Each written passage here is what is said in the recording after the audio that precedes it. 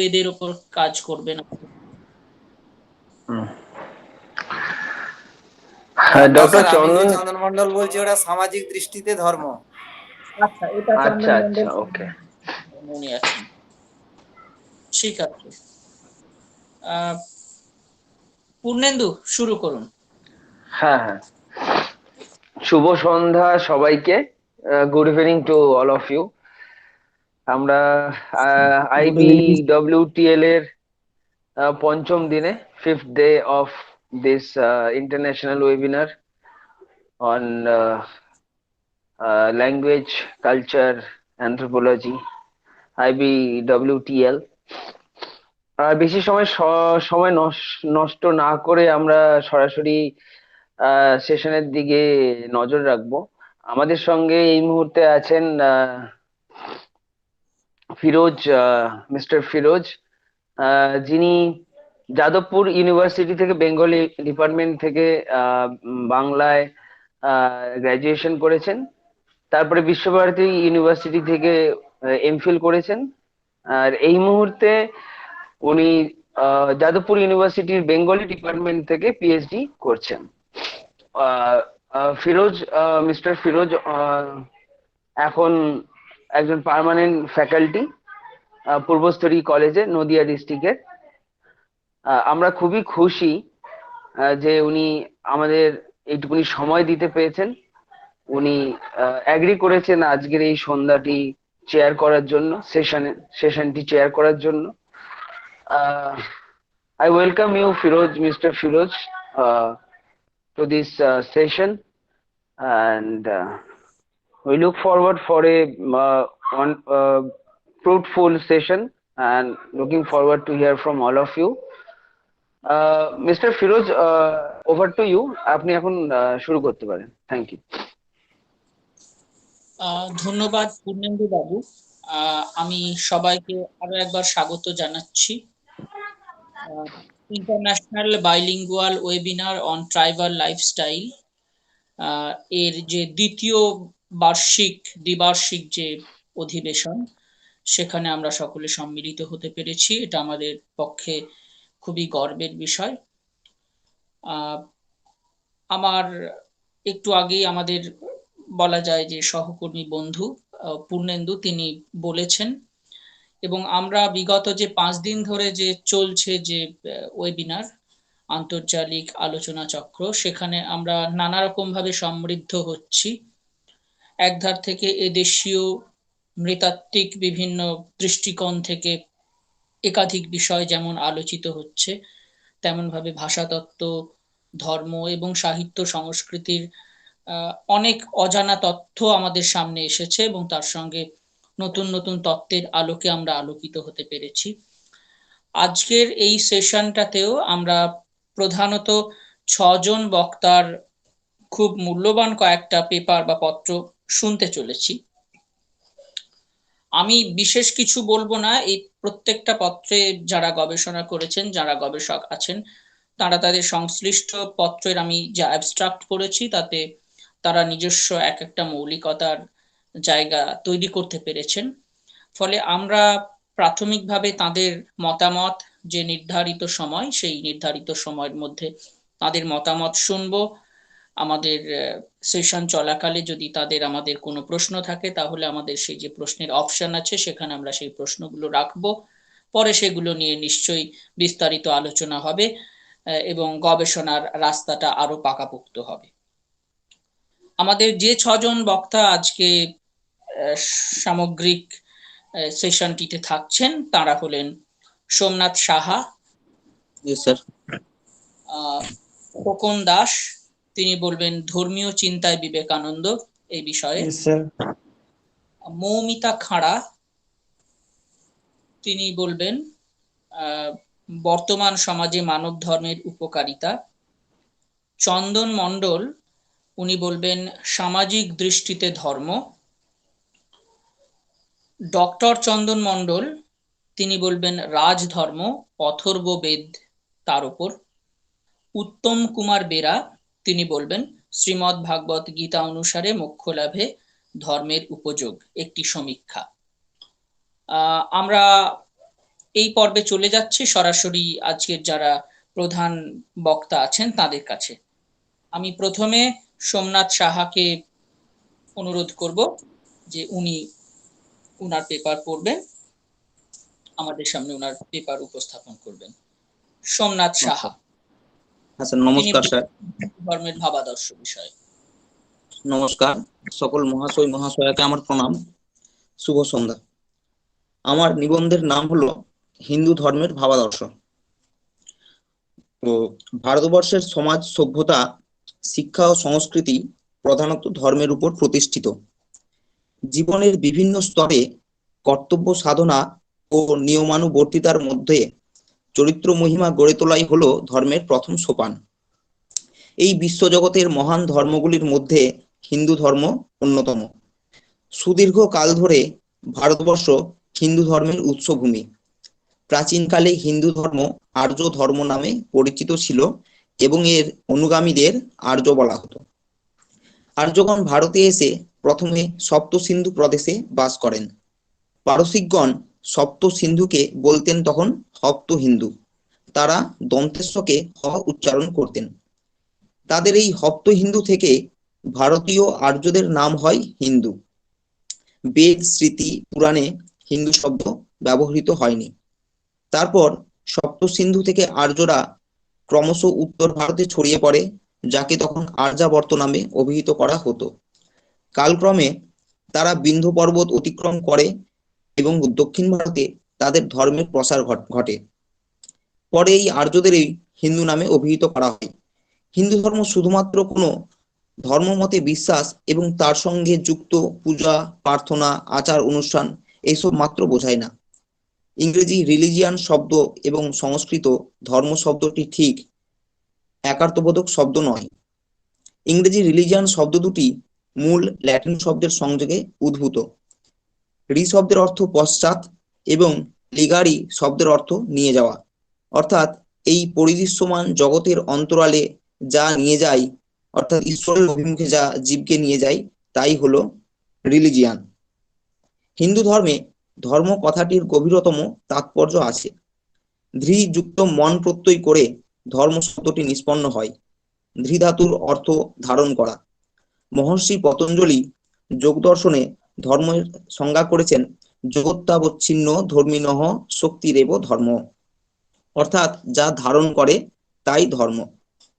কে ধারণ করে? না শক্তি ধারণ করে। বিশ্বজগতে প্রত্যেক পদার্থের অস্তিত্ব রক্ষা করে তার অন্তর্নিহিত শক্তি। সেইরূপ মানুষেরও ধর্ম আছে যা তার অস্তিত্বকে ধারণ করে আছে। এই মানব ধর্ম হলো ঐশ্বরিক হওয়ার ক্ষমতা, মানুষের দেবত্ব লাভের শক্তি। যখন মানুষ ঈর্ষা, লোভ, মোহ, ক্রোধ, ঘৃণা, অহংকার ত্যাগ করে, কেবলমাত্র তখনই মানুষ ধর্মকে ও তার স্বর্গগত বৈশিষ্ট্যকে লাভ করতে পারে। হিন্দু ধর্মের সংজ্ঞা হিসাবে আমরা বলতে পারি, প্রচলিত অর্থে যাকে হিন্দু ধর্ম বলা হয় তা মূলত সনাতন ধর্ম। সনাতন শব্দের অর্থ শাশ্বত বা চিরন্তন, অর্থাৎ যা আগে ছিল, এখনো আছে এবং ভবিষ্যতেও থাকবে, তাই হলো সনাতন। কোনো সুনির্দিষ্ট একটিমাত্র বিশেষ চিন্তাধারার পরিণতি কিন্তু হিন্দু ধর্ম নয়। কোন একজন মাত্র নির্দিষ্ট ধর্ম প্রবর্তক বা ঈশ্বরের অবতার বা মুনি ঋষির বাণীর উপরেই এই ধর্ম প্রতিষ্ঠিত নয়। কোনো মানব বিশেষ হিন্দু ধর্ম প্রবর্তন করেনি। প্রাচীন যুগের, মধ্যযুগের এবং আধুনিক যুগের একাধিক ভারতীয় ঋষি, মুনি, সত্যদ্রষ্টা, আচার্য এবং ভক্তের বিচিত্র ধর্ম সম্বন্ধীয় নৈতিক অভিজ্ঞতা এবং শিক্ষা ও উপদেশের উপর এই ধর্ম প্রতিষ্ঠিত। ঐতিহাসিক দিক থেকে এই ধর্মের মূল নিহিত আছে উপনিষদ সহ 4টি বেদে, শ্রুতিতে, মনু, যাজ্ঞবল্ক্য, পরাশর প্রভৃতি ধর্মশাস্ত্রে, এবং এছাড়াও রয়েছে ভগবত গীতা সহ রামায়ণ, মহাভারতে। এছাড়াও 6টি বেদাঙ্গ সহ ভারতীয় স্বরদর্শনে এবং টিকায়। স্বামী শ্রী বিষ্ণু শিবানন্দ গিরি তার রচিত হিন্দু ধর্ম প্রবেশিকা গ্রন্থে হিন্দু ধর্মের একাধিক সংজ্ঞার কথা উল্লেখ করেছেন। কয়েকটি সংজ্ঞার মধ্যে যেমন, ভারতে উদ্ভূত কোন ধর্মে যিনি বিশ্বাস করেন তিনিই হিন্দু। আবার তিনি বলেন, সিন্ধু নদ থেকে সাগর পর্যন্ত সুবিস্তৃত ভারতভূমিকে যিনি পিতৃভূমি ও পুণ্যভূমি বলে স্বীকার করেন তিনি হিন্দু। সুতরাং নিঃসন্দেহে এইসব সংজ্ঞা অত্যন্ত ব্যাপক। আবার বলা হয়েছে, যিনি বর্ণাশ্রম ব্যবস্থায় নিষ্ঠাবান, গোবৎস, বেদকে মাতৃতুল্য জ্ঞান করেন, দেবমূর্তির অবজ্ঞা করেন না, সকল ধর্মকে সমাদর করেন, তিনি হিন্দু। এম ভেঙ্কট রত্নম হিন্দু ধর্ম সম্পর্কে আলোচনা করতে গিয়ে বলেছেন যে হিন্দু ধর্মে বহু ধর্মের সমন্বয়। শৈব ধর্ম, ব্রাহ্মণ্য ধর্ম, বহু দেববাদ, একেশ্বরবাদ, পৌত্তলিকতা প্রভৃতি এইসব ধর্মে দেখা যায়। সেই কারণে হিন্দু ধর্মের সংজ্ঞা নির্দেশ করা কঠিন। তবুও হিন্দু ধর্মের সংজ্ঞা দিতে গিয়ে তিনি বলেন, যেসব ব্যক্তি ইসলাম, বৌদ্ধ, খ্রিস্টান, পার্সি বা জগতের অন্য পরিচিত যেসব ধর্ম তার অন্তর্ভুক্ত নয় এবং যাদের উপাসনা রূপ একেশ্বরবাদ থেকে ফেটিশবাদ পর্যন্ত প্রসারিত এবং যার ধর্মতত্ত্ব সম্পূর্ণভাবে সংস্কৃত ভাষায় লিখিত, তাদের হিন্দু রূপে এবং তাদের অবলম্বিত ধর্মকে হিন্দু ধর্মরূপে গণ্য করা হবে। আমাদের হিন্দু ধর্মের যেসব আদর্শ পরিস্ফুটিত হয়েছে তার মধ্যে যেমন বেদ, মহাভারত, রামায়ণ, মহাভারত, শ্রুতি প্রভৃতি শাস্ত্রে, তার মধ্যে বেদের উল্লেখ করা যেতে পারে। হিন্দু ধর্ম দুই প্রকার, সামান্য ও বিশেষ। এখানে ধর্ম বলতে শাস্ত্রবিহিত কর্তব্য কর্মকে বোঝাচ্ছে। নীতিসম্মত যেসব আচরণ মানুষের করণীয় সেইগুলি হচ্ছে সামান্য ধর্ম। স্মৃতিকার মনু তার মনু সংহিতায় ধৃতি, ক্ষমা প্রভৃতি 10টি গুণকে সামান্য ধর্মের লক্ষণ রূপে চিহ্নিত করেছেন। তিনি তার মনু সংহিতায় বলেছেন, ধৃতিহি, সমা, দম, অস্তেয়ং, শৌচ, ইন্দ্রিয় নিগ্রহ, ধীর বিদ্যা, সত্যম, অক্রোধ, দশকং ধর্ম লক্ষণম। হিন্দু ধর্ম মতে ধর্ম সম্পর্কে সংশয় দেখা দিলে বেদ, স্মৃতি, সাধুগণের আচার ব্যবহার এবং বিবেকের অনুমোদনের উপরেই নির্ভর করা যুক্তিযুক্ত। বেদ হিন্দুদের সিদ্ধ শাস্ত্র। হিন্দু ধর্মের বিভিন্ন গ্রন্থের মধ্যে বেদের স্থানই খুব গুরুত্বপূর্ণ। সংস্কৃত বিদ ধাতু থেকে বেদ পদটি নিষ্পন্ন। বিদযুক্ত ঘয় প্রত্যয় করে বেদ পদটি পাওয়া যায়। বেদ অপৌরুষীয়। বেদ কোনো পুরুষের চিন্তা প্রসূত নয়। বেদ অনাদি ও অনন্ত, কালাদের দ্বারা পরিচ্ছন্ন নয়। বেদের অপর নাম শ্রুতি, কারণ পরমেশ্বরের বাণী সর্বপ্রথম ঋষিগণ অলৌকিক যোগশক্তির দ্বারা শুনতে পান। বেদ সংখ্যায় 4টি, ঋগ্বেদ, যজুর্বেদ, সামবেদ এবং অথর্ববেদ। বেদের মূলত 2টি অংশ, মন্ত্র ও ব্রাহ্মণ। তাই বলা হয়েছে মন্ত্র ব্রাহ্মণায়র বেদ নামধেয়ম। বেদের অংশবিশেষ উপনিষদে ব্রহ্মবিদ্যায় উল্লেখযোগ্যভাবে ব্যাখ্যাত হয়েছে। উপপূর্বক নিপূর্বক সদ্ধাতুর উত্তর কৃত প্রত্যয় করে উপনিষদ শব্দটি নিষ্পন্ন হয়েছে। এর ব্যুৎপত্তিগত অর্থ হলো গুরুর কাছে বসে আলোচনা। উপনিষদের সংজ্ঞা নিরূপণ প্রসঙ্গে আচার্য শঙ্কর বলেছেন, শ্রেয়ং ব্রহ্মবিদ্যা উপনিষদ শব্দবাচ্যা। উপনিষদের অপর নাম রহস্যবিদ্যা। গুরু শিষ্য পরম্পরায় এই বিদ্যা কেবল গণ্ডির মধ্যে আবদ্ধ থাকত, তাই এর নাম রহস্য। কঠোপনিষদে বলা হয়েছে জয়মং পরমং গুজ্জম। শ্বেতাশতর উপনিষদে বলা হয়েছে বেদান্তে পরমং গুজ্জম পুরাকল্পে প্রচলিতম। উপনিষদের মূল প্রতিপাদ্য বিষয় হলো ব্রহ্ম এবং আত্মা। আত্মা বা ব্রহ্মই পরম সত্য। এই পরম সত্যের উপলব্ধির পথ হলো মনময়ী সাধনা। পরম ব্রহ্ম হলেন চৈতন্য স্বরূপ। তিনি পূর্ণ, কোনো সংকীর্ণ সীমার গণ্ডিতে তাকে বেঁধে রাখা যায় না। তাই কেনোপনিষদে উক্ত হয়েছে, ন তত্র চক্ষুর্গচ্ছতি, ন বাগগচ্ছতি, নো মনো, ন বিদ্ম ন বিজানিম, যতই তদনু শিষ্যাৎ, অন্য দেব তদ্বিদিতা দথ অবিদিতা দথি ইতি সুশ্রম পূর্বেশাং জেনস্তৎ ব্যাচচক্ষিরে। এছাড়াও বেদের অঙ্গ হিসাবে বেদাঙ্গের কথা উল্লিখিত হয়েছে। মূল 4টি বেদ ছাড়া 4টি উপবেদ আছে, আয়ুর্বেদ, ধনুর্বেদ, গন্ধর্ববেদ ও স্থাপত্যবেদ, যা ধর্ম সম্পর্কে মানুষের জীবনে হিতাহিতের জ্ঞান প্রদান করে। সংক্ষেপে এই 4টি উপবেদ সংক্ষেপে আলোচনা করা হচ্ছে। আয়ুর্বেদ, যে শাস্ত্র পাঠ করলে আয়ু সম্পর্কে বিভিন্ন তথ্য জানা যায় সেই শাস্ত্রকে বলা হয় আয়ুর্বেদ। কোনো ব্যক্তি স্বল্পায়ু হবে না দীর্ঘায়ু হবে সে স্বাস্থ্যবান হবে না রোগমুক্ত আয়ু নিয়ে জীবনযাত্রা নির্বাহ করবে, এ সকল বিষয়ে অবগত হওয়া যায় এই আয়ুর্বেদ থেকে।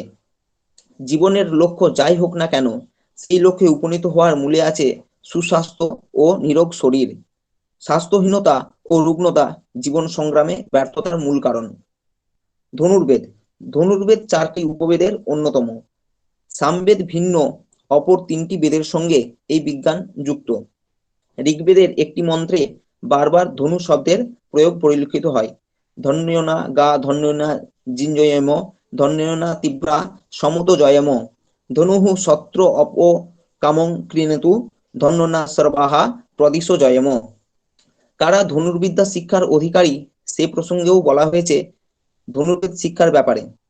ধনুর্বেদ শিক্ষার ব্যাপারে ব্রাহ্মণই হবেন শিক্ষাগুরু। তিনি ক্ষত্রিয় এবং বৈশ্যকে যথোপযোগী এই বিদ্যা শিক্ষাদান করবেন। গান্ধর্ববেদ। গন্ধর্ববেদে রয়েছে নৃত্যকলাদি প্রদর্শন। গন্ধর্বগণ অভিনয়, সঙ্গীত ও নৃত্যে বিশেষ পারদর্শী ছিল। তাই এই 3টি ললিত কলাকে একত্রে বলা হয় গন্ধর্ববেদ বা গান্ধর্ববেদ। সঙ্গীত শাস্ত্র নামেও এই উপবেদ প্রসিদ্ধ। স্থাপত্যবেদ। স্থাপত্যবেদ বা বিদ্যাকে বাস্তুবিদ্যাও বলা হয়। বাস্তুবিদ্যা অথর্ববেদের সঙ্গে যুক্ত। অথর্ববেদ গৃহকেই শক্তি বা রসের উৎস বলে নির্দেশ করেছেন। তাই বলা হয়েছে ঊর্জং বিভ্রত বসুবনিহি সুমেধা অঘরেণ চক্ষুষা মিত্রিয়েন গৃহা নৈমি সুমনা বন্দ্যমান রমধ্যং যা বিভীত মত। অর্থাৎ মানব সমাজের সুষ্ঠু পরিচালনার উদ্দেশ্যে প্রাচীন ঋষিগণ মানব ও মানব সমাজের কল্যাণের কথা চিন্তা করে এবং মানব হিতের জন্য এইসব লৌকিক বিদ্যার প্রয়োজন আছে বলে মনে করে এই উপবেদ রচনা করেছিলেন। স্মৃতিশাস্ত্রে হিন্দু ধর্মের আদর্শ। এরপর উল্লেখ করা যেতে পারে স্মৃতিশাস্ত্রের। স্মৃতিপাঠে হিন্দু জানতে পারে মানুষের ধর্মকর্ম কি। যা যা স্মৃত হয়েছে তাই স্মৃতি। স্মৃতি শব্দের অর্থ স্মরণ। বেদের সত্য শাশ্বত এবং অপরিবর্তনীয়। বেদের সত্য শাশ্বত এবং অপরিবর্তনীয়।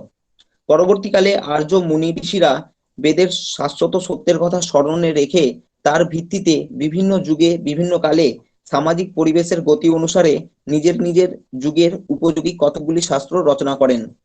এইগুলি যুগশাস্ত্র, কেননা সমাজের পরিবর্তনের সঙ্গে সঙ্গে এদের পরিবর্তন হয়েছে। 20টি স্মৃতি সংহিতার মধ্যে মনুস্মৃতি, যাজ্ঞবল্ক স্মৃতি, নারদ স্মৃতি, পরাশর স্মৃতি প্রধান ও প্রসিদ্ধ।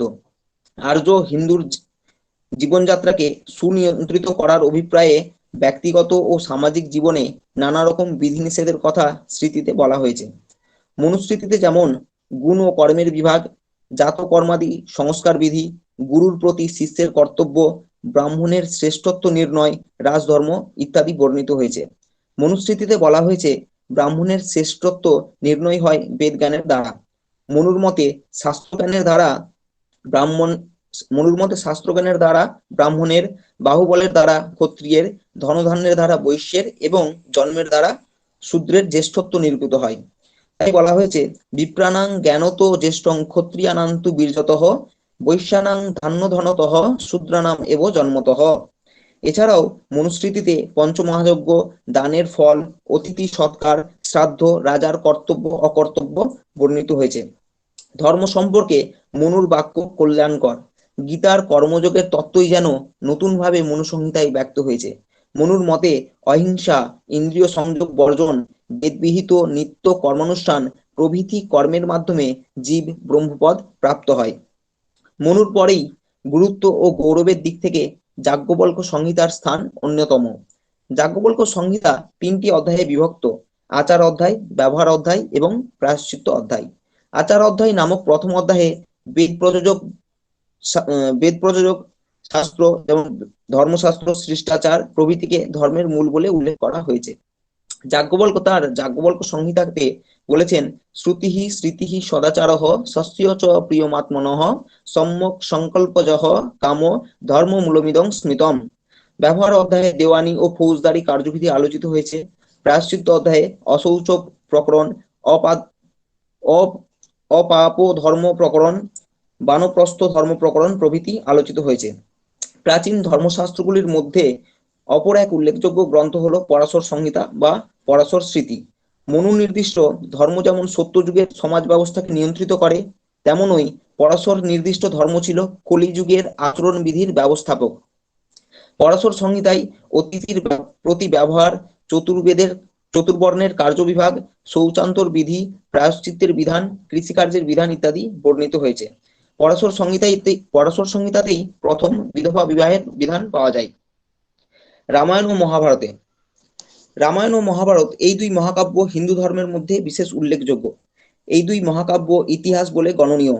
বেদের শাশ্বত ও বেদের শাশ্বত সনাতন সত্যগুলি ঐতিহাসিক কথা কাহিনীর মধ্য দিয়ে জনসমাজে প্রচার করা এই ধর্ম গ্রন্থ দুটির মুখ্য উদ্দেশ্য। রামায়ণ ও মহাভারত পাঠে হিন্দু ধর্ম সম্পর্কে সুস্পষ্ট ধারণা জন্মায়। রামায়ণে সোমনাথ, আমি একটুখানি বলি, আমাদের সময়টা হুম, একটু মাথায় রাখতে হবে। হ্যাঁ, আপনি হ্যাঁ খুব স্যার, ভালো বলছেন, কিন্তু সময়টার দিকটা মাথায় রেখে যতটা নির্ধারিত সময়ের মধ্যে, স্যার, আমাদের 15 মিনিট সময় ধার্য, ঠিক এটার আছে স্যার, মধ্যে 3 মিনিট, বলবেন। 3 মিনিট, ঠিক আছে। তো হ্যাঁ, রামায়ণ ও মহাভারত পাঠে হিন্দু ধর্ম সম্পর্কে সুস্পষ্ট ধারণা জন্মায়। রামায়ণে প্রতিফলিত হয়েছে ভারতবর্ষের জীবনাদর্শ ও হৃদয়াবেগ। ধনীর প্রসাদ থেকে দরিদ্রের পর্ণকুটির পর্যন্ত এই মহাকাব্য আজও পরম শ্রদ্ধায় সমাদৃত। হিন্দু ধর্মে অধ্যাত্মবাদ বা আত্মার স্বরূপ, খর বা আত্মা অপেক্ষা উচ্চতর অক্ষর আত্মা বা অধিআত্মা আছে, এই তত্ত্বের নাম অধ্যাত্মবাদ। হিন্দু ধর্মে ব্যক্তির আত্মাকে জীবাত্মা ও ঈশ্বরকে পরমাত্মা রূপে অভিহিত করা হয়েছে। জীবাত্মা পরমাত্মারই প্রকাশ। জীবাত্মা বলতে সাধারণত দেহধারী আত্মা বোঝায়। জীবাত্মা দেহের সঙ্গে সম্পর্কযুক্ত হলেও জীবাত্মা দেহ, ইন্দ্রিয় ও মন থেকে স্বতন্ত্র। হিন্দু ধর্মে জন্মান্তরবাদ ও পরমার্থ লাভের উপায়। হিন্দু ধর্ম বিশ্বাস করে যে জীবের মৃত্যুর পর জীব পুনরায় জন্মগ্রহণ করে, কিন্তু জীব আনন্দময় ব্রহ্মেরই অংশভূত। তবুও জীবকে কেন বারবার জরা ব্যাধি পরিকীর্ণ সংসারের জন্ম মৃত্যুর প্রবাহে আবর্তিত হতে হয়? আনন্দ স্বরূপ ব্রহ্মের অংশ হয়েও জীব চিরমুখী নয় কেন? এই জিজ্ঞাসার উত্তরে উপনিষদে বলা হয়েছে মায়াই এর মূল কারণ। অবাং মনসগোচর ব্রহ্মের শক্তি মায়া সৎসব দ্বারা অনির্বাচ্য, ত্রিগুণাত্মক এবং সৃষ্টি স্থিতি ও লয়ের কারণভূত। সেই অবিদ্যা বা মায়ার দুটি শক্তি, আবরণ শক্তি বা বিক্ষেপ শক্তি। একেশ্বরবাদ ও অবতারবাদ। হিন্দু ধর্ম হলো একেশ্বরবাদী ধর্ম। হিন্দু ধর্ম এক পরম অধ্যাত্ম সত্তার অস্তিত্বে বিশ্বাসী ও হিন্দু ধর্ম মনে করে যে এক ঈশ্বর বহু ঈশ্বরের মধ্যে নিজেকে প্রকাশ করেছে, যাদের যে কোনো একজনকেই পরম দেবতা রূপে উপাসনা করা চলে। হিন্দু ধর্ম অবতারবাদী বিশ্বাসী। অবপূর্বক ত্রিধাতুর উত্তর ক্ষয় প্রত্যয় করে অবতার শব্দ নিষ্পন্ন। এর ধাতুগত অর্থ নিচে নামা বা অবতরণ করা।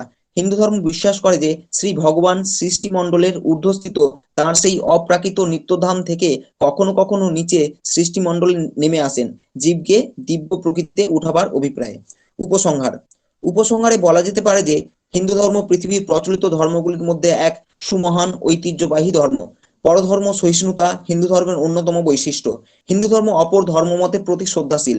অন্য ধর্মের স্বধর্ম ভ্রাতৃত্বই বিশেষভাবে লক্ষণীয়, কিন্তু হিন্দু ধর্মে বিশ্ব ভ্রাতৃত্বের পূর্ণ আদর্শের উপর প্রতিষ্ঠিত। বস্তু কুটুম্বকম। নমস্কার।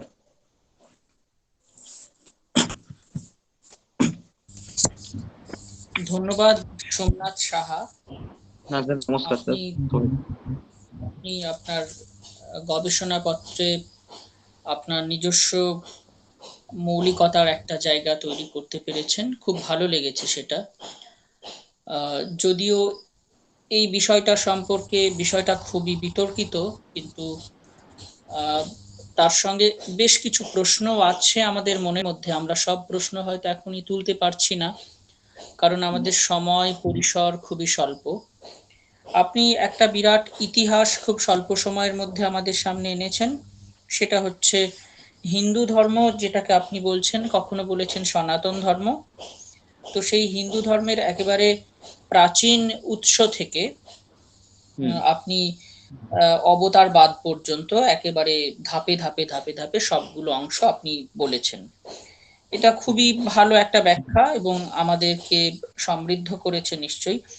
কিন্তু তারপরে দু একটা জায়গায় একটু সংশয় থেকে গেল, যে আপনি বলেছিলেন সনাতন ধর্ম, এবং সনাতন শব্দের অর্থ বলতে গিয়ে বলেছিলেন যা ছিল, আছে এবং থাকবে।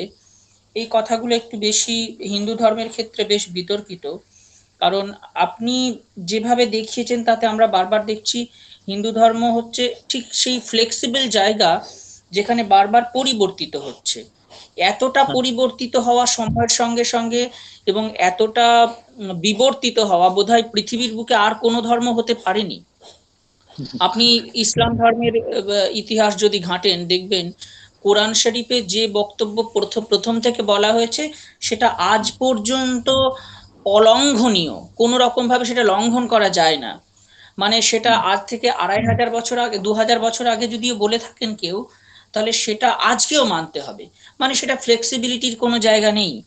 কিন্তু আমরা দেখেছি হিন্দু ধর্মের পরিসরটা এমন একটা ফ্লেক্সিবল জায়গায়, যেটা আমাদের সময়ের সঙ্গে সঙ্গে পরিবর্তিত হতে পেরেছে এবং মানুষের জীবন এবং মানুষের আমার যে আমার মনে হয় ওই, সংস্কৃতি। হ্যাঁ স্যার, আমি বলছিলাম আমার মনে হয় ওই ইসলাম ধর্মের যে কোরআন বলছেন ওই মানে নিয়ম যেগুলো করা হয়েছে যে অপরিবর্তনীয়, ওগুলো হুম হুম। ওই নিয়মগুলো মনে হয় মানে প্রতি ইয়েতে চাপিয়ে দেওয়া হয়, মানে যে কারণে ওটা পরিবর্তনশীল হচ্ছে না। আচ্ছা হ্যাঁ, কিন্তু আমি ওটা বিতর্কিত ব্যাপার, আমি ওখানে যাচ্ছি না। আমি শুধু এটা বলছি যে সনাতন, আমি কেন হিন্দু ধর্মকে সনাতন শব্দটার সঙ্গে ব্যবহার করতে চাইছি না। সনাতন আপনি বলেছেন যে যা ছিল, যা আছে, যা থাকবে, কিন্তু বাস্তবিক হিন্দু ধর্মের ইতিহাস আপনি যেটা দেখালেন তাতে কিন্তু যা ছিল, যা আছে, তা থাকবে এরকম ভাবে থাকেনি, বরং সময়ের সঙ্গে সঙ্গে সেটা বিবর্তিত হয়েছে। মানে এটাই হচ্ছে হিন্দু ধর্মের শ্রেষ্ঠত্ব। আপনি খুব সুন্দর কনক্লুশন টেনেছেন যে সুমহান ঐতিহ্যবাহী ধর্ম, হিন্দু ধর্ম যে শেষ পর্যন্ত সুমহান একটা ধর্মের থেকেও বড় কথা, হিন্দু একটা একটা দৃষ্টিভঙ্গি। হ্যাঁ, এটা একটা বিরাট বড় দর্শন। ধর্ম তো বটেই, কারণ আপনি ব্যাখ্যাতে বলেছেন যে হ্যাঁ, ধারণ করে, বটেই তো হ্যাঁ, বৃহৎ সংখ্যক মানুষের আমাদেরকে ধারণ করছে, আমাদের জীবনের একটা একটা ধারাকে চালিয়ে রেখেছে, ফলে সেটা ধর্মই বটে। কিন্তু তারপরে ওইখানটা যে এটাকে আমরা কতজন বলবো হ্যাঁ, এইটা বিষয়টা ভাববেন। আচ্ছা ফিরোজ বাবু, আমরা এই বিষয়টা নিয়ে, সরি ডিস্টার্ব মানে ইন্টারাপ্ট করার জন্য, আমরা হুম হুম। এই ব্যাপারগুলো নিয়ে একবারে at the end of the session আমরা এই ব্যাপার নিয়ে আলোচনা করতে পারি। যদি আমরা পরবর্তী স্পিকারের দিকে এগিয়ে যাই তাহলে ভালো হয় একটু, যদি একদম মানে। নিশ্চয়, আমরা এবার পরের স্পিকারের কাছে যাচ্ছি। আমাদের পরবর্তী বক্তা খোকন দাস, তিনি বলবেন ধর্মীয় চিন্তায় বিবেকানন্দ, আহ, এই টপিকের উপর। খোকন দাস, আপনি আপনার হ্যাঁ স্যার, গবেষণা পাঠ করবেন। নমস্কার, শুভ সন্ধ্যা। সমস্ত মহাশয়গণকে আমার বিনম্র শ্রদ্ধার্ঘ্য জ্ঞাপন। আজকে আমার নিবন্ধ হলো ধর্মীয় চিন্তনে বিবেকানন্দ। ধর্মে চার্থে চ কামে চ মুক্সে চ ভরতর্ষভঃ যদি হাস্তি তদন্যত্র জন্যে হাস্তি তন্ন ক্বচিৎ। মহাভারতের আদি পর্বে উল্লিখিত চতুর্বর্গ মধ্যস্থ ধর্ম হলো এক কল্যাণকর বর্গ। ধৃধাতুর সঙ্গে মন প্রত্যয় করে ধর্ম শব্দটির উৎপত্তি ঘটেছে। এই ধর্ম শব্দের চারটি অর্থ আছে, সেগুলি হলো কর্তব্যকর্ম, তার ফলস্বরূপ পুণ্য, বস্তুর গুণ বা স্বভাব, জগতের শৃঙ্খলাকারী নিয়ম। এই প্রসঙ্গে সাবর ভাষ্যে সবরস্বামী বলেছেন, যে সকল কর্তব্যকর্ম সম্পাদনের দ্বারা জীবনের উদ্দেশ্য ও সর্বশ্রেষ্ঠ কল্যাণ সাধিত হয় তাই ধর্ম। এছাড়াও ধর্মসূত্র, ধর্মশাস্ত্র, স্মৃতি, মনুসংহিতা ইত্যাদিতে মানুষের সমস্ত কর্তব্যকর্মকেই বলা হয়েছে ধর্ম বা সাধারণ ধর্ম। মানুষের জীবনে ধর্ম একটা গুরুত্বপূর্ণ বিষয়, যা মানুষের পক্ষে কোনো উচ্চতর অদৃশ্য শক্তিকে স্বীকার করে নেওয়া, যে শক্তি মানুষের অদৃষ্টকে নিয়ন্ত্রিত করে এবং যা মানুষের আনুগত্য, শ্রদ্ধা এবং পূজা পাওয়ার অধিকারী। অতি প্রাকৃত সত্তায় মানুষের বিশ্বাস, যে বিশ্বাস তার জীবনের সব মূল অনুভূতি এবং ক্রিয়াকে নিয়ন্ত্রিত করে। তবু তার প্রয়োজনীয় বৈশিষ্ট্যগুলি উল্লেখ করে তার স্বরূপকে বুঝে নেওয়া যেতে পারে। যে ধরনের ক্ষেত্রে কতকগুলি শক্তি প্রেষণারূপে ক্রিয়া করে, আবার অতি প্রাকৃত উচ্চতর সত্তায় বিশ্বাস সূচনা করে, যার উপর ব্যক্তি তার নিজের কল্যাণ লাভের জন্য নির্ভর করে। ধর্মের স্বরূপ উপলব্ধির জন্য এই দৃষ্টিভঙ্গি গুলির প্রত্যেকটিরই যে প্রয়োজন আছে তা অস্বীকার করা চলে না। কিন্তু এছাড়াও ধর্মকে বোঝার ও জানার আরও একটি দৃষ্টিভঙ্গি আছে, যাকে বলা যেতে পারে ধর্ম দর্শনের দৃষ্টিভঙ্গি। ধর্মদর্শন বলতে আমরা কোনো ধর্মপ্রবণ ব্যক্তি বা কোনো সম্প্রদায়ের বিশ্বাসের নিছক আলোচনা বুঝবো না। ধর্মদর্শন হলো এইসব বিশ্বাসেরই বিচার। তাই পৃথ্বীরাজ সেন তার ভারতাত্মা বিবেকানন্দ গ্রন্থে ধর্ম সম্পর্কে বলেছেন, স্বদেশ বিদেশ উছলি উঠিছে তোমার নবীন তন্ত্র, আকাশ বাতাস ধ্বনিয়া তুলিছে তোমার মোহন মন্ত্র, নন্দিত ধরা মন্দির মাঝে ধর্মের স্রক গন্ধ, মোদের বিবেকানন্দ তুমি গো বিশ্ব বিবেকানন্দ। বিশ্ব ইতিহাসের দিকে তাকালে আমরা দেখব মাঝে মধ্যে সেখানে এমন একজন যুগপুরুষের আবির্ভাব যারা চিরকাল ধরে মানব সভ্যতাকে আলোকিত করে রাখেন। ভারতের নবজাগরণের ইতিহাসে এমনই একজন যুগপুরুষ হলেন স্বামী বিবেকানন্দ। তিনি যে স্বল্প আয়ু 40 বছর ছিলেন, তার মধ্যে যে কর্মপ্রবাহ সৃষ্টি করেন তা ভারতে আধ্যাত্মিক এবং সামাজিক জীবনে যে নতুন ধারা সূত্রপাত করেন, আজও আমরা তার ফলশ্রুতি অনুভব করতে পারি। ভারত পথিক বিবেকানন্দ মানুষের দুঃখ, জ্বালা, যন্ত্রণাকে নিজের চোখে প্রত্যক্ষ করেছেন। বেশিরভাগ দার্শনিক সত্তা স্বীয় আত্মা উদ্বোধনের জন্য কঠোর তপশ্চর্যায় রত থাকেন। বিবেকানন্দ ছিলেন একেবারে বিপরীত মেরুর বাসিন্দা। বিবেকানন্দ দর্শন ও ধর্ম ভাবনা ঊনবিংশ শতাব্দীতে ভারতীয় জনমানসকে বিপুলভাবে প্রভাবিত করেছিল। ধর্মের সংকীর্ণ গুলির সীমানা অতিক্রম করে এক উদার ও বিশ্বজনীন মানব ধর্মের বাণী শোনা গিয়েছিল তার কাছ থেকে। ধর্ম, বর্ণ, জাতিভেদ ও অস্পৃশ্যতায় দীর্ণ ভারতের সমস্ত মানুষকে ভাই বলে সম্বোধন করে তিনি সবসময় বলতেন, শিব জ্ঞানে জীবকে সেবা করাই হলো ঈশ্বর আরাধনা। তার আরো একটি বড় কৃতিত্ব হলো আমরণ চেষ্টা করা। তিনি যে শিক্ষা তত্ত্বে বিশ্বাস করতেন সেখানে একদিকে ছিল প্রাচ্য শিক্ষার ধারাবাহিকতা এবং পরম্পরা, অন্যদিকে আধুনিক পাশ্চাত্য শিক্ষার অন্যতম ব্যবহারিক জগতের প্রতি আকর্ষণ। তার মনের ভাবনায় আরো এক অবস্থায় প্রকাশ ঘটে, তা হলো শাস্ত্রজ্ঞান আর অধ্যাত্ম চিন্তা। এটি নয়, ব্যবহারিক জীবনে মানুষের পাশে দাঁড়াতে হবে, সমাজ সংস্কারে মন দিতে হবে। এটি ছিল স্বামীজির সারা জীবনের বাণী। স্বামী বিবেকানন্দের বিবিধ জ্ঞানের আধারের সঙ্গে সঙ্গে সঙ্গীত চর্চা ও সাহিত্য চর্চার দ্বারা দেহ মনে তিনি পরিপূর্ণভাবে সুস্বাস্থ্য এর অধিকারী হয়েছিলেন। দর্শন তার অন্যতম পাঠ্য বিষয় ছিল। বেদ, বেদান্ত ইত্যাদি ভারতীয় শাস্ত্র তিনি বিশেষ আগ্রহ সহকারে অধ্যয়ন করেছিলেন। এমন সময় শ্রীরামকৃষ্ণ পরমহংস দেবের সঙ্গে সাক্ষাৎকার ঘটে। ধীরে ধীরে পরিচয় যত ঘনিষ্ঠ হতে থাকে, নরেন্দ্র সংশয়াচ্ছন্ন মনের কুজ্ঝটিকা দূর হয়ে ধর্ম বিশ্বাসে প্রগাঢ় হতে থাকে। শেষ পর্যন্ত শ্রীরামকৃষ্ণকে গুরু বলে স্বীকার করে তাঁরই ধর্মমত প্রচারের ব্রত গ্রহণ করেন তিনি। যখন স্বামী বিবেকানন্দ আমেরিকার শিকাগো শহরে বক্তৃতা দিয়েছিলেন, তখন কিন্তু পাশ্চাত্য মানুষের কাছ থেকে হিন্দু ধর্মের প্রকৃত পরিচয় উদ্ঘাটিত হয় এবং মুগ্ধ শ্রোতাদের দ্বারা তিনি বিপুলভাবে অভিনন্দিত হন। ভারতে প্রত্যাবর্তনের পর স্বামীজি আধ্যাত্মিক নেতা হিসেবে জনমানসে প্রতিষ্ঠিত হন। বিবেকানন্দের মতে কর্মজীবনের পক্ষে অপরিহার্য মানুষের দেহের বিকাশের জন্য যেমন অন্ন, বস্ত্র, জলাশ্রয়ের প্রয়োজন, তেমনি মনের বিকাশের জন্য ধর্মেরও প্রয়োজন। জৈবিক প্রয়োজন মিটলে মানুষের সন্তুষ্ট হতে পারে না, তার মনের প্রয়োজন থেকেই ধর্মের বিকাশ ঘটেছিল।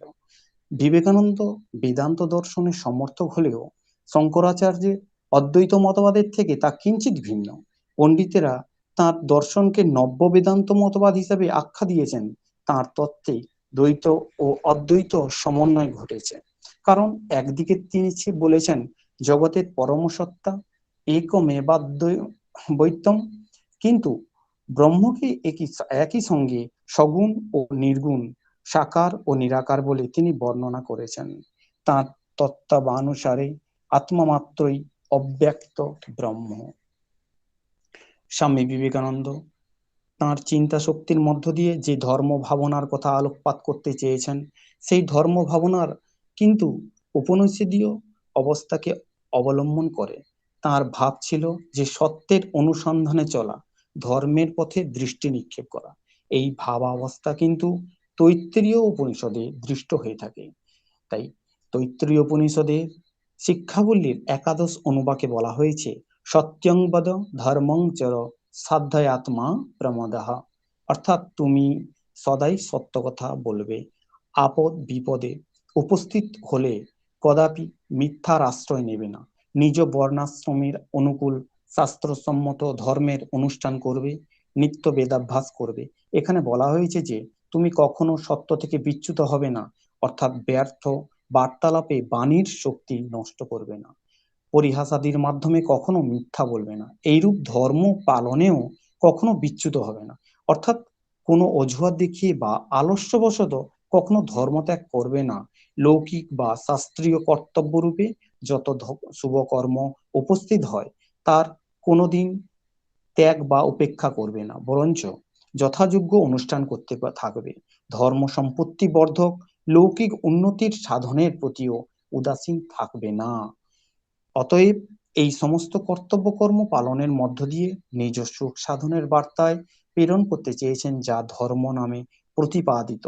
মানব জীবনের পরম প্রয়োজন হলো মোক্ষ লাভ, অর্থাৎ ঈশ্বর সম্পর্কে প্রকৃত জ্ঞান লাভের দ্বারা ঈশ্বর প্রাপ্তি। তবে মীমাংসকরা যে অর্থে ধর্মের কথা বলেছেন, অর্থাৎ কর্ম তারও প্রয়োজন আছে। এই কর্ম কেবল পূজা আচার অনুষ্ঠান নয়, পারিবারিক সামাজিক ও রাষ্ট্রীয় কর্তব্য তার অন্তর্ভুক্ত। আমাদের মধ্যে যে চেতন সত্তা চিন্তা করে, বিচার করে, সুখ দুঃখ অনুভব করে, তাই হলো আত্মা বা জীবাত্মা। স্থূল দেহত্যাগের পর জীবাত্মা অন্য দেহ গ্রহণ করে। জগতের পরম সত্য বা সত্তা ব্রহ্ম থেকেই জীব ও জগতের সৃষ্টি, আবার বিনাশের পর তা ব্রহ্মেই বিলীন হয়ে যায়। বাহ্য ও অন্ত প্রকৃতিকে বশীভূত করে আত্মার ব্রহ্মভাব ব্যক্ত করাই জীবনের চরম লক্ষ্য।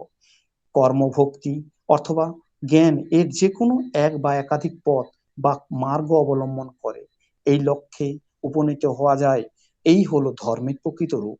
এই প্রসঙ্গকে উল্লেখ করে ভগবান শ্রীকৃষ্ণ তার শ্রীমদ্ ভগবত গীতার ৩য় অধ্যায়ের কর্মযোগে বলেছেন, সদৃশং চেষ্টতে সস্বাহা প্রকৃতির জ্ঞান বানপি প্রকৃতিং ইয়ান্তি ভূতানি নিগ্রহ কিং করিষ্যতি।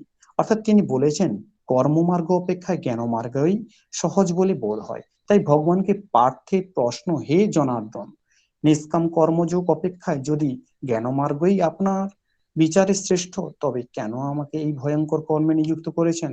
মনে করুন আপনার সম্মুখে দুটি পদ আছে, দুটি একই স্থানে নিয়ে যায়। এখন আপনি যদি যেতে চান তাহলে নিশ্চয়ই জিজ্ঞাসা করবেন উভয়ের মধ্যে সুগম কোনটি। যদি না করেন তাহলে আপনি পথিক নন। পুনরায় অর্জুন জিজ্ঞাসা করলেন, যদি নিষ্কাম কর্মযোগ অপেক্ষায় জ্ঞানযোগ শ্রেষ্ঠ, তাহলে আপনি আমাকে ভয়ঙ্কর কর্মযোগে কেনই বা নিযুক্ত করেছেন? এখানে কর্মযোগকে ভয় করার কারণ, বস্তুতপক্ষে কর্মেই মানুষের অধিকার আছে, ফলে নয়। তাই তিনি গীতাতে বলেছেন যে কর্মণ্যে বা অধিকারস্তে মা ফলেষু কদাচন মা কর্মফল হেতুর্ভূমা তে সঙ্গস্ত কর্মণি। অর্থাৎ তিনি বলেছেন কর্ম করার সময় যেন অশ্রদ্ধা না হয় এবং নিরন্তর সমর্পণের মধ্য দিয়ে যোগে দৃষ্টি নিক্ষেপ করে কর্মে প্রবৃত্ত হও। আর জ্ঞানমার্গে পরাজয় হলে দেব অথবা জয়লাভ, দেব ও জয়লাভ করলে মহামহিম স্থিতি লাভ হবে। লাভ লোকসান স্বয়ং নির্ণয় করে এগিয়ে যেতে হবে। তাহলে উভয়ের একটি আমাকে নিশ্চয়ই করে বলুন, যে যার দ্বারা শ্রেয় পরম কল্যাণ মোক্ষ লাভ করতে পারি। ভগবান শ্রীকৃষ্ণ তখন উত্তরের সহিত বললেন, জ্ঞানীগণের জন্য জ্ঞানমার্গ ও যোগীগণের জন্য নিষ্কাম কর্মের কথা বলা হয়েছে। উভয় মার্গানুসারেই কর্ম করতে হবে, কর্ম অনিবার্য। তাই তিনি বলছেন যে ন কর্ম নাম অনারম্ভ নৈষ্কর্ম্যং পুরুষ স্নুতে ন চ সন্ন্যাসনাদেব সিদ্ধিং সমাধি গচ্ছতি। অর্থাৎ তিনি বলছেন যে হে অর্জুন, কর্ম আরম্ভ না করে কেউ নিষ্কর্ম লাভ করতে পারে না, এবং যে ক্রিয়া আরম্ভ করা হয়েছে তা পরিত্যাগ করলেই ভগবত প্রাপ্তির পরম সিদ্ধি লাভ হয় না। এখন তোমার জ্ঞানমার্গ ভালো লাগে বা কর্মমার্গ, উভয়ই পথেই কর্ম করতে হবে। প্রায় এই ক্ষেত্রে ভগবত পথে লোকে সহজ পথ অথবা সুরক্ষা খুঁজতে আরম্ভ করে, কর্মানুষ্ঠান না করেই নিষ্কর্মী হয়ে যায়। তাই এই ধরনের ভুল না হয় সেই জন্য শ্রীকৃষ্ণ জোর দিলেন যে কর্ম আরম্ভ না করে কেউ নৈষ্কর্ম লাভ করতে পারে না। শুভ কর্মের শেষ যেখানে, পরম নৈষ্কর্মের সেই স্থিতি কর্ম করেই লাভ করা যায়। সেইরূপ বহু লোকে বলে যে আমরা মার্গে কর্ম নেই। এইরূপ বললেই কর্মত্যাগী জ্ঞানী হয় না। যে ক্রিয়া আরম্ভ হয়েছে তা ত্যাগ করলেই কেউ ভাগবত সাক্ষাৎকার রূপ পরম সিদ্ধি লাভ করে না। কারণ কর্ম না করে কোনো পুরুষ ক্ষণমাত্র থাকতে পারে না। কারণ সকলেই প্রকৃতি ও প্রকৃতিজাত গুণ যতক্ষণ পর্যন্ত সক্রিয় ততক্ষণ পর্যন্ত কোনো পুরুষ কোনো কর্ম না করে থাকতে পারে না। অতএব ভগবান শ্রীকৃষ্ণ মতানুসারে বলা যায় যে কোনো ব্যক্তি কর্ম বা জ্ঞান যে কোনো ভাবেই যদি ওনার কর্তব্য কর্ম যদি যথাযথভাবে সম্পাদন করে থাকে তাহলে তিনি সময়টা আর হাতে আপনার 2 মিনিট আছে, আচ্ছা একটু আচ্ছা আচ্ছা, কনক্লুশনে আসবেন এবার। হ্যাঁ হ্যাঁ হ্যাঁ, ঠিক আছে ঠিক আছে। আচ্ছা, পরম সিদ্ধি লাভ করেন, এই পরম সিদ্ধি হলো ধর্ম। বিবেকানন্দ বলেছেন, আমার গুরুদেবের নিকট আমি একটি বিশেষ প্রয়োজনীয় বিষয় শিক্ষা করিয়াছি যে জগতের ধর্মস্বরূপ সমূহ পরস্পর বিরোধী নয়, এগুলি এক সনাতন ধর্মেরই বিভিন্ন ভাব মাত্র। অতএব আমাদের সকল ধর্মকে সম্মান করতে হবে। বিভিন্ন দেশ ও জাতি হিসাবেই যে ধর্ম বিভিন্ন বিভিন্ন হয় তাই নয়, ব্যক্তি অনুসারেও ধর্ম ভিন্ন ভিন্ন হয়। কারোর মধ্যে ধর্ম কর্মরূপে, কারোর মধ্যে ভক্তি রূপে বা জ্ঞান রূপে প্রকাশ পায়। সত্য একও বটে, বহু বটে। আমরা একই সত্যকে বিভিন্ন দিক থেকে বিভিন্ন ভাবে দেখতে পারি। পৃথিবীতে মানুষের প্রকৃতি যেমন বিভিন্ন, তেমনি এক আধ্যাত্মিক সত্যই বিভিন্ন রূপে অনুভূত হয়। প্রত্যেক ধর্মে একই ঈশ্বর মানুষের প্রার্থনায় সাড়া দেয়। প্রত্যেক ধর্মের মানুষকে মুক্ত করার শক্তি আছে।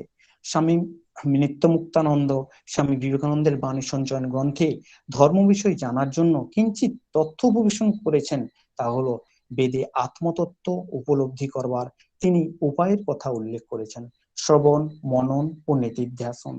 এই আত্মতত্ত্ব প্রথম শুনিতে হবে, শনিবার পর ওই বিষয় বিচার করিতে হবে, যেন অন্ধভাবে বিশ্বাস না করা হয়, বিচার করে যেন জেনে শুনে যেন বিশ্বাস করা হয়।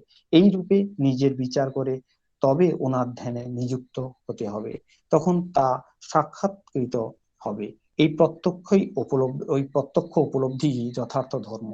মত পোষণ ধর্মের অঙ্গ নয়। আমরা বলি এই সমাধি বা জ্ঞানাতীত অবস্থায় ধর্ম। আমাদের ভেতরে নিত্য শুদ্ধ বুদ্ধ মুক্ত আত্মা রূপ সিংহী রয়েছে। ধ্যান ধারণা করে তার দর্শন পেলেই মায়ামুক্ত হওয়া যায়। সকলের ভেতরেই তিনি সমভাবে আছেন। যে যত সাধন ভজন করে তার ভেতর কুণ্ডলিনী শক্তি তত শীঘ্র জেগে ওঠে। ওই শক্তি মস্তকে উঠলেই দৃষ্টি খুলে যায়, আত্মদর্শন লাভ হয়। যদি স্বীকার করা যায় যে প্রত্যেক মানুষেই দেহ ও মন হতে স্বতন্ত্র এক অপরিবর্তনীয় আত্মা আছেন, তথাপি ইহাও স্বীকার করতে হয় যে এই সকল আত্মার মধ্যে ধারণা, ভাব ও সহানুভূতির ঐক্য বিদ্যমান। আত্মার সমুদয় বিভিন্ন আত্মা ও জড় বস্তুর মধ্য দিয়ে কাজ করিবে। যে আত্মা জগতের অসংখ্য আঘাতেও বিদ্যমান থাকবে, যে আত্মার সহায়তায় অপর আত্মা সমূহ প্রাণবন্ত হবে, পরস্পরকে ভালোবাসবে, পরস্পরের জন্য কাজ করবে, এই সর্বব্যাপী আত্মাই পরমাত্মা নামে অভিহিত। তিনি সমগ্র জগতের প্রভু ঈশ্বর। অতএব এই পরমাত্মাই সকল সুখ সকল মুক্তির ফল। এই ফল লাভ করতে হলে আমাদের শ্রবণ মনন ও নিদিধ্যাসন কর্মসূচি গ্রহণ করতে হবে, এবং যে কর্তব্য কর্মের মাধ্যমে পরমাত্মাকে লাভ করব তাই ধর্মস্বরূপ। বিবেকানন্দের ধর্ম দর্শনের উপর ভারতীয় হিন্দু দর্শন ও উপনিষদের বিশেষ প্রভাব থাকলেও অন্যান্য ধর্মের যা কিছু ভালো তা তিনি নির্দ্বিধায় স্বীকার করেছেন এবং গ্রহণও করেছেন। যেমন বৌদ্ধ ধর্মের মানব সেবার ব্রত, জগতের দরিদ্র মানুষের জন্য করুণাঘন বুদ্ধের সেবা কার্যের দৃষ্টান্তের উদ্বুদ্ধ হয়ে তিনি মানব সেবাকেই শ্রেষ্ঠ ধর্ম হিসাবে গ্রহণ করেছেন। গুরু শ্রী রামকৃষ্ণ দেবের আদর্শে আদর্শিত হয়ে স্বামী অখিল নিখিলানন্দ বলেছেন, তার গুরুই তাকে শিখিয়েছিলেন প্রত্যেক মানুষের মধ্যে দেবত্বের অস্তিত্বের কথা, এক ও অদ্বিতীয় ঈশ্বরের অস্তিত্বের কথা। এবং সর্বধর্মের সমন্বয়ের কথা। যারা এই অনুভবের অধিকারী হয়েছে তার প্রকৃত সত্তাকে উপলব্ধি করেছে। তারা উপলব্ধি করেছে পথ ভিন্ন হতে পারে, কিন্তু সকল ধর্মের লক্ষ্য এক। তখনই মানুষ সমস্ত বিবাদ ভুলে সমগ্র মানব জাতির সঙ্গে একাত্মতা অনুভব করতে পারবে। বিবেকানন্দের এই ভাবাদর্শ থেকে বলা যায় যে স্বামী বিবেকানন্দ যে ধর্মের মহিমা প্রচার করতে চেয়েছেন তা বস্তুত মানব ধর্ম, যা সকল ধর্মের ঊর্ধ্বে। আমাদের সমাজ জীবনের এই ধর্মের প্রভাব যথাযথভাবে পড়লে সেই সমাজ বিশ্বের দরবারে শ্রেষ্ঠ রূপে পরিগণিত হবে। ধন্যবাদ খোকন বাবু। আমরা খোকন দাস ওর গবেষণাপত্র শুনলাম। উনি বলেছেন ধর্মীয় চিন্তায় বিবেকানন্দ। উনিও বেশ তার গবেষণালব্ধ বিষয়কে যেখান থেকে শুরু করেছিলেন, একেবারে বিবেকানন্দ 19 শতকে নবজাগরণের আলোকপ্রাপ্ত একজন মানুষ হয়ে ঠিক কিভাবে তথাকথিত নবজাগরণ যাকে বলে, যেটা কার্যত পাশ্চাত্যের শিক্ষা এবং জ্ঞানকে অনেক বেশি গুরুত্ব দিয়ে গড়ে উঠেছিল, ঠিক তার উল্টো দিকে গিয়ে কিভাবে নবজাগরণকে একটা আলাদা শেপ দিলেন, আলাদা একটা অবয়ব দিলেন, এবং সেক্ষেত্রে কর্মবাদ, কর্মমার্গ বা জ্ঞান মার্গ, এই দুটোর তুল্যমূল্য বিচার করেছেন খোকন দাস তাঁর গবেষণাপত্রে। সেই সঙ্গে বিবেকানন্দের ধর্মের যে নির্যাস, যেটা কার্যত মানব সেবা, সেই উপপত্তিতে উনি পৌঁছেছেন। আমরা খোকন দাসের এই গবেষণাপত্রে অনেকটাই সমৃদ্ধ হয়েছি। ধন্যবাদ খোকন দাসকে। আমরা ধন্যবাদ স্যার। পরের গবেষণাপত্র শুনবো। পরের গবেষক যিনি ওর গবেষণাপত্র পড়বেন, মৌমিতা খাঁড়া। উনি বলবেন বর্তমান সমাজে মানব ধর্মের উপকারিতা এই বিষয়ে। মৌমিতা আছেন?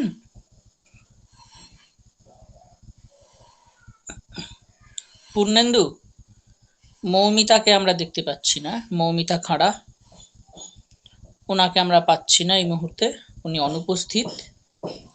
তাহলে আমরা পরের গবেষক যিনি আছেন, চন্দন মণ্ডল, আমি ওনার নাম প্রস্তাব করছি। উনি বলবেন সামাজিক দৃষ্টিতে ধর্ম। পূর্ণেন্দু, হ্যাঁ হ্যাঁ বলুন। আমরা মৌমিতা খাঁড়াকে পেলাম না, তারপরের স্পিকার যিনি চন্দন মণ্ডল, ওর কাছে চলে যাচ্ছি। হ্যাঁ হ্যাঁ নিশ্চয়ই নিশ্চয়ই নিশ্চয়ই। চন্দন মণ্ডল, আপনি আপনার গবেষণাপত্র উপস্থাপন করুন। সর্বেভ্যো নমো নমঃ। মুকং করতি বাচালং পঙ্গুং লঙ্ঘয়তি গিরিম যৎকৃপাতমং বন্দে পরমানন্দ মাধবম। সকলকে নমস্কার, শুভ সন্ধ্যা। আমার টপিক হচ্ছে সামাজিক দৃষ্টিভঙ্গিতে ধর্ম। বস্তুতপক্ষে সমাজ ও ধর্ম এই দুটি অঙ্গাঙ্গিভাবে আমাদের সঙ্গে জড়িত। ধর্মের স্বরূপ নিয়ে বহু মতবাদ থাকলেও সমাজবাদী দার্শনিক মতে ধর্ম হলো এক সর্বোচ্চ ও সর্বাধিক মূল্যবান সত্তার অব্যাহত ভক্তিময় অনুরাগ। বস্তুতপক্ষে ধর্ম হলো গঠনমূলক এবং সৃষ্টিমূলক। সামাজিক ঐক্যাদর্শের প্রতি অনুরাগ এবং আদর্শ রক্ষা করার ও উন্নত করার যা কিছু প্রয়োজনীয় সে বিষয়ে দৃষ্টি নিক্ষেপ করতে হবে। দার্শনিক কোতের মতে মানবতাবাদে ধর্মের সামাজিক দিককেই বড় করে দেখা হয়েছে। ধর্মের ক্ষেত্রে মানবতার দিকটি বড় করে দেখা হয় যেহেতু সামাজিক ঐক্যের যোগসূত্র।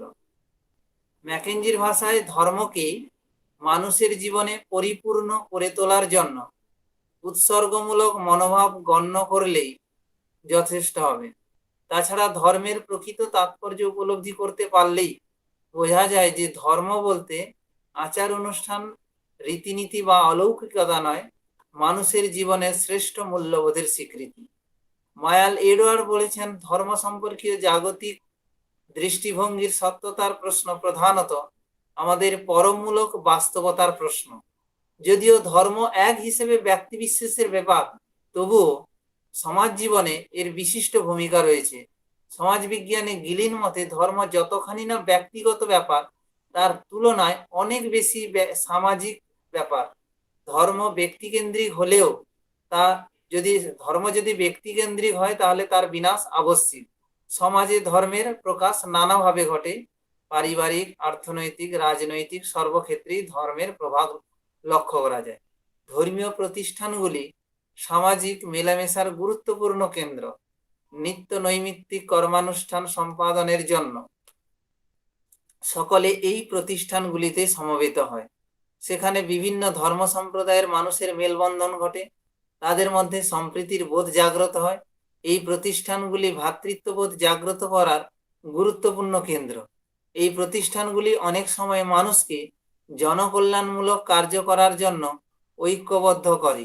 ধর্মীয় প্রতিষ্ঠানগুলি ধর্মবোধ জাগ্রত ছাড়া নানা ধরনের কার্য সম্পাদন করে। অনেক ধর্মীয় প্রতিষ্ঠানগুলি হাসপাতাল, বিদ্যালয় প্রভৃতি সামাজিক প্রতিষ্ঠান পরিচালনায় দায়িত্বভার গ্রহণ করে। সমাজ নিয়ন্ত্রণে ধর্মের ভূমিকা যে ব্যাপক, সেটি সামাজিক আচার অনুষ্ঠানকেই দেখলেই বোঝা যায়। এই আচার অনুষ্ঠানের মাধ্যমে ব্যক্তির ধর্মীয় অনুভূতির প্রকাশ ঘটে। প্রাচীনকালে ধর্মীয় অনুষ্ঠানের ধর্ম বিষয়টি ছিল স্থূল, কিন্তু তা হলেও ব্যক্তি জীবনের সর্বত্র তার প্রকাশ ঘটত। বর্তমানের মতো আদিম যুগেও সমাজ জীবনের অনেক ক্ষেত্র, যেমন জন্ম, দীক্ষা, বিবাহ, রোগ, মৃত্যু, কৃষিকার্য ইত্যাদিকে কেন্দ্র করে ধর্মীয় আচার অনুষ্ঠানের প্রকাশ ঘটত। এছাড়াও শস্য বপন, কর্তন, শিকার করা, মাছ ধরা প্রভৃতি ক্ষেত্রেও ধর্মীয় অনুষ্ঠানের আয়োজন দেখা দিত। গৃহপ্রবেশ, শুভ কর্মারম্ভ প্রভৃতি কর্মে ধর্মীয় আচার অনুষ্ঠানের রীতি সমাজে প্রচলিত আছে। আদিম যুগে সামাজিক ঐক্য বজায় রাখার জন্য ধর্মের ভূমিকা খুবই গুরুত্বপূর্ণ।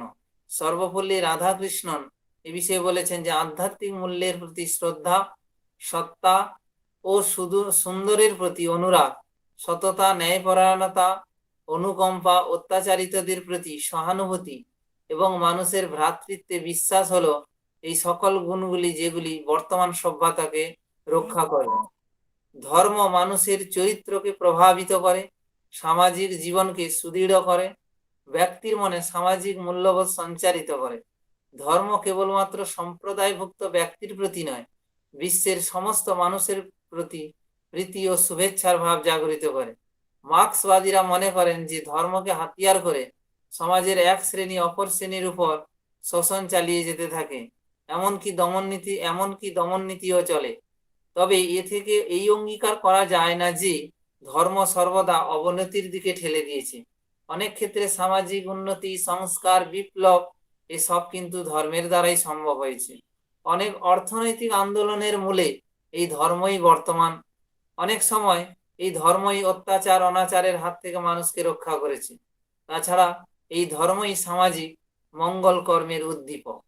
যথার্থ ধর্মভাব যদি প্রচার করা যায়, তাহলে ধর্মের মাধ্যমে সামাজিক ঐক্য প্রতিষ্ঠার কাজও সহজ থেকে সহজতর হতে পারে।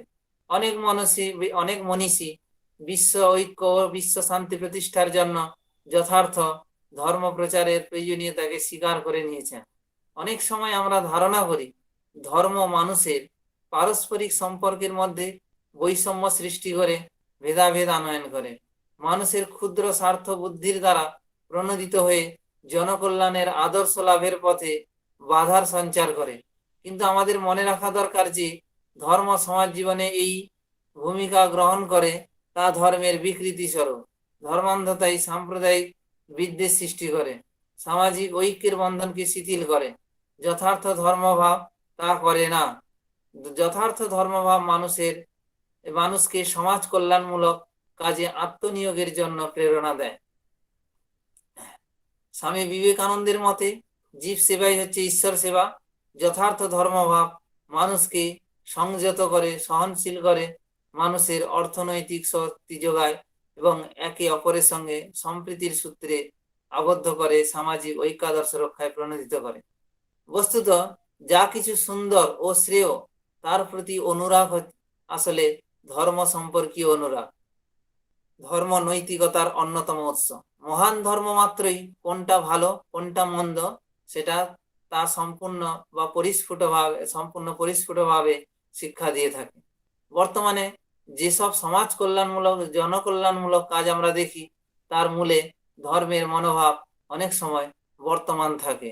অনেক সময় শিক্ষা এবং দাতব্য প্রতিষ্ঠানগুলিও প্রতিষ্ঠিত হয় এমন ব্যক্তিদের দ্বারা যাদের লক্ষ্য হলো ধর্মমূলক। অনেক সময় প্রতিষ্ঠান হয়তো ধর্মীয় না হয়েও ধর্মীয় মনোভাব দেখা যায় সেখানে। ধর্মের প্রধান দুটি ভূমিকা আছে। ব্যক্তিগত জীবনে ধর্মের উন্মেষ, যার জন্য সসীম হলেও অসীম সত্তার মাঝে নিজের পূর্ণতাকে ও অমরতাকে খুঁজে পেতে চায়, মিলিত হতে চায়। কিন্তু এছাড়া ধর্মের একটি সামাজিক দিক আছে, যা মানুষকে পরস্পরের সঙ্গে যুক্ত করে। যে বন্ধন মানুষকে ঈশ্বরের সঙ্গে যুক্ত করে, সেই বন্ধনই মানুষের সঙ্গে মানুষের সম্পর্ককে সুদৃঢ় করে, মানুষের ঐক্যকে শক্তিশালী করে। গিসবার্ট বলেন, ঈশ্বরের পিতৃত্বের অধীনে মানুষের ভ্রাতৃত্বের এই হলো ভিত্তি। ট্রটার মতে যৌথ মনোভাবের উপরই ধর্মের ভিত্তি।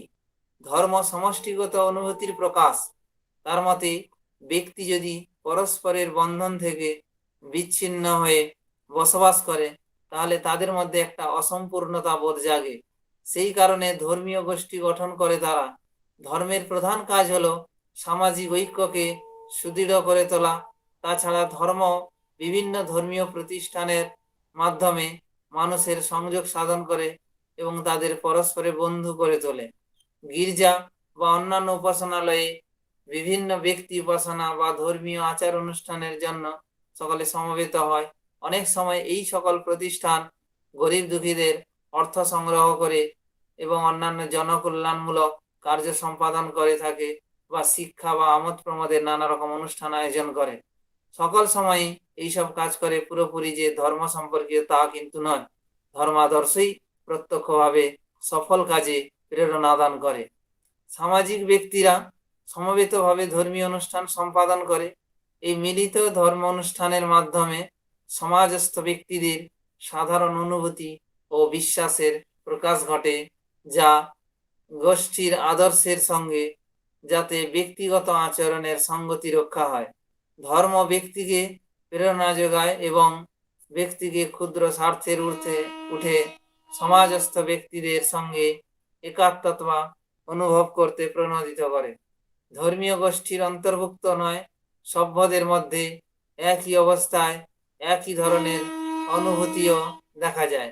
গোষ্ঠীর নেতাদের নির্দেশ বিনা বিচারে গ্রহণ করার প্রবণতা দৃষ্ট হয়। ধর্মীয় প্রতিষ্ঠানের মূলে যৌথ মনোবৃত্তি উল্লেখযোগ্যভাবে ক্রিয়া করে।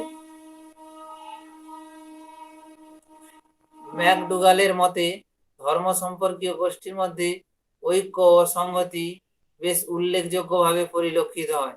প্রত্যেক ধর্মেরই কতগুলো পবিত্র প্রতীক আছে।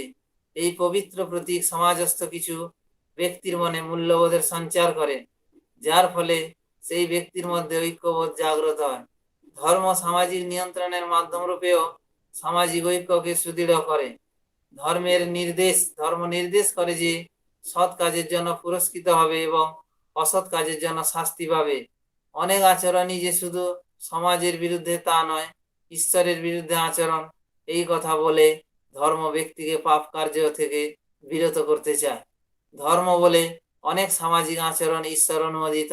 সমাজস্থ ব্যক্তিরা আচরণকে যথার্থ পথে পরিচালিত করে সামাজিক শৃঙ্খলা রক্ষায় সহায়তা করে।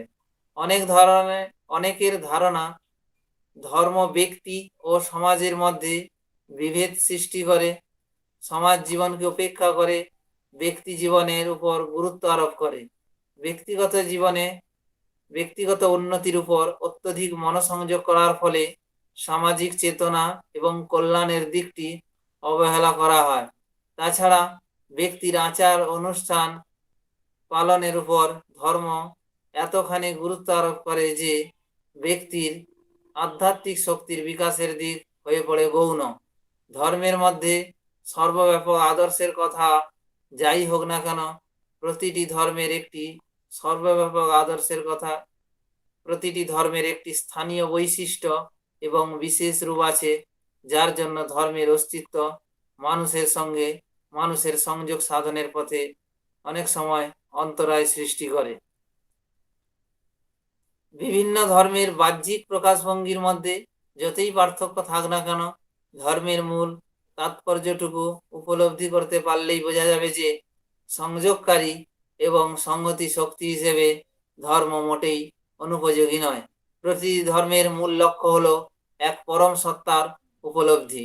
ধর্ম সসীম মনের অসীমকে জানার চেষ্টা ও আগ্রহ। মানুষ যখন উপলব্ধি করে যে এই পরম সত্তা হলো শিব, সত্য ও সুন্দরের মূর্ত প্রতীক এবং সব মানুষই এক পরম সত্তার প্রকাশ, তখনই মানুষের মধ্যে যথার্থ ধর্মবোধ জাগ্রত হয়। প্রকৃত ধর্মবোধ জাগ্রত হলে মানুষের মধ্যে থাকা সমস্ত ক্ষুদ্র স্বার্থবোধ তিরোহিত হয়। মানুষ অপরকে ভালোবাসতে শেখে। প্রেম, মৈত্রী, ভালোবাসার নিগুড় বন্ধনে মানুষ পরস্পরের সঙ্গে অবিচ্ছেদ্য সম্পর্ক সংযুক্ত হয়। প্রকৃত ধর্ম মানুষকে মানুষের কাছে টেনে নিয়ে আসে। ধর্মান্ধতা বা বিকৃত ধর্মই মানুষের মধ্যে বৈষম্য সৃষ্টি করে। ধর্মকে কেন্দ্র করে মানুষ যে মন গড়া ধারণার সৃষ্টি করেছে, সেগুলিকে অতিরিক্ত প্রাধান্য দেওয়ার কোনো সঙ্গত কারণ নেই। রাধাকৃষ্ণন বলেছেন যে আমরা সংস্কার বা সংজ্ঞা নিয়ে মতবিরোধ সৃষ্টি করি, তখন আমরা পৃথক হয়ে পড়ি। কিন্তু আমরা ধর্ম জীবনের প্রার্থনা বা ধ্যানকে আশ্রয় করি তখনই যখন আমরা একত্র হই। বস্তুত ধর্মই হচ্ছে বিশ্ব শান্তি প্রতিষ্ঠার পথকে সুগম করে তুলতে পারে। সংহতি শক্তি রূপে ধর্মের উপযোগিতা কোনোভাবেই উপেক্ষণীয় নয়। বিবেকানন্দ বলেছেন, আমার গুরুদেবের নিকটে আমি একটি বিশেষ প্রয়োজনীয় বিষয় শিক্ষা করিয়েছি, যে জগতের ধর্মসমূহ পরস্পর বিরোধী নয়। চন্দন মণ্ডল, আপনাকে একটুখানি রিমাইন্ডার দিচ্ছি, আপনার হাতে আর 2 মিনিট মতো সময় আছে, একটু ঠিক আছে। বর্তমান যুগ বিজ্ঞানের যুগ, সেই হেতু বিজ্ঞানের প্রভাব স্বাভাবিকভাবেই মানুষের জীবনে এসে পড়েছে। এই বৈজ্ঞানিক প্রভাব মানুষকে অনেকখানি সংস্কার মুক্ত করে তুলেছে। সেই কারণে অলৌকিক ঘটনা মাত্রই তেমন ভাবে মানুষের মনে আর বিস্ময় বা ভীতির ভাব জাগিয়ে তোলে না। তা বলে এমন ধারণা ভুল হবে যে বৈজ্ঞানিক প্রভাব ধর্মভাবের বিলুপ্তি ঘটাতে পেরেছে। ব্যক্তিগত বা সমাজ জীবনে ধর্মের প্রয়োজনীয়তার প্রশ্ন কারো কারো মনে জেগেছে। বিশেষ করে ধর্মে বিশ্বাস নেই এমন মানুষের অভাব যেন সমাজে দেখা যায় না। তেমনি সমাজের এক বৃহত্তর অংশের মানুষের মধ্যে ধর্ম চেতনা এখনো প্রবল। বর্তমান যুগে প্রতিটি ধর্মের প্রধান ভূমিকা হবে মানুষের সঙ্গে মানুষের প্রীতির বন্ধনকে দৃঢ় করে তোলা। ধর্মের বহিরঙ্গ অর্থাৎ আচার অনুষ্ঠান, রীতিনীতি নিষ্ঠা করে পালন করাই যথার্থ ধর্মবোধের পরিচায়ক নয়। প্রতিটি ধর্ম যেন মানুষকে এই শিক্ষাই দেয় যে যথার্থ ধর্মবোধ যে এমন এক পরম সত্তার বিশ্বাস সূচিত করে, যিনি সত্য, শিব এবং সুন্দরের মূর্ত রূপ। ধর্ম প্রতিটি মানুষকে নীতিশীল, কর্তব্যপরায়ণ, সংযমী হতে শিক্ষা দেয়। প্রতিটি ধর্মকেই নিজ নিজ ধর্মের দোষ ত্রুটি সম্পর্কে সচেতন হয়ে সেইগুলিকে সংশোধন করতে হবে। বিশ্ব শান্তি ঐক্যের পথে ধর্ম মেনে কোনো বাধা সৃষ্টি করতে না পারে তার দিকে লক্ষ্য রাখতে হবে। বস্তুত প্রতিটি মানুষ উপলব্ধি করবে যে আমরা সবাই একই ঈশ্বরের সন্তান, একই পরম সত্তার প্রকাশ। তখন সব রকম ভেদাভেদ দূরীভূত হবে, মানুষের মনুষ্যবোধ উদ্বোধিত হবে, পারস্পরিক মিলনের যোগসূত্রটি দৃঢ় করে তুলতে পারবে। এই কঠিন কর্তব্য একমাত্র ধর্মের দ্বারাই সম্ভব। সেই কারণে অতীতের তুলনায় বর্তমান যুগে ধর্মের ভূমিকা অত্যন্ত গুরুত্বপূর্ণ বর্তমান সমাজে। নমস্কার। ধন্যবাদ চন্দন মণ্ডল। ওকে, আমরা সত্যি এই সময়ের প্রেক্ষিতে খুব প্রাসঙ্গিক একটা গবেষণাপত্র শুনলাম। প্রাসঙ্গিক এ কারণেই যে বর্তমানে যেখানে ধর্ম নিয়ে এত সংশয়, ধর্মকে অবিশ্বাস করবার জন্য এত প্রস্থান উঠে পড়ে লেগেছে, কিন্তু তারপরেও কি এই কথা সত্যি ঠিক যে ধর্মের প্রয়োজনীয়তা ফুরিয়ে গেছে? সত্যি ধর্মের প্রয়োজনীয়তা সম্ভবত ফুরিয়ে যায়নি। কেন ফুরিয়ে যায়নি ধর্মের প্রয়োজনীয়তা, সে বিষয়ে ধর্মের অনেকগুলো ভালো দিক, অনেকগুলো মানে আমাদের সামাজিকভাবে বেঁচে থাকার জন্যে ধর্মের যে একাধিক অসংখ্য, অনেকগুলো বলাটা খুব ভুল হবে, অসংখ্য ভালো দিক আছে, সেগুলো চন্দন মণ্ডল বললেন। ধর্ম যেভাবে আমাদের সামাজিক ঐক্য, সামাজিক সাম্য, আমাদের নৈতিক বিকাশ, আমাদের রাষ্ট্রীয় ভারসাম্য, আমাদের ব্যক্তির বিকাশ, এমনকি আমাদের আচরণকে নিয়ন্ত্রণ করে, সম্ভবত এত সহজভাবে, এত অল্প সময়ে আর কোনো নিয়ন্ত্রক বোধহয় আমাদেরকে এতভাবে কন্ট্রোল করতে পারেনি বা নিয়ন্ত্রণ করতে পারেনি। যে কারণে আমরা কিন্তু দেখেছি কোথাও কোথাও যে ধর্ম ছাড়া জীবন নেই, অর্থাৎ মানুষ থাকলেই সেখানে ধর্ম আছে। যাই হোক, ধর্ম যে কার্যত আমাদের আচরণেরই বিজ্ঞান, অর্থাৎ ধর্মকে আমরা সম্পূর্ণভাবে বিজ্ঞান থেকে বাইরে সরিয়ে দিচ্ছি না, ধর্মকে কার্যত আচরণের বিজ্ঞান হিসেবেই এই গবেষণাপত্রে দেখানো হলো, এবং সেটা আমাদের মধ্যে পরম সত্তার উপলব্ধি ঘটায়। ধর্ম এই উপলব্ধিটাকে আরো বেশি করে জাগিয়ে তুলুক, কিন্তু কোনো রকম মতবাদ বা কোনো রকম ইজমের উপর ভিত্তি করে যখন ধর্ম গড়ে উঠবে, তখন সেটা অনেক বেশি ক্ষতিকর হয়ে উঠবে, হানিকর হয়ে উঠবে। আমাদের প্রার্থনা থাকবে যেন সেটা না হয়, ধর্ম যেন সত্যিই তার স্বাভাবিক, সুন্দর এবং সুস্থ পথে চালিত হোক। ধন্যবাদ চন্দন মণ্ডল। এরপরে আমাদের বক্তা, তিনিও চন্দন মণ্ডল, ডক্টর চন্দন মণ্ডল। উনি ওনার গবেষণাপত্র পড়বেন।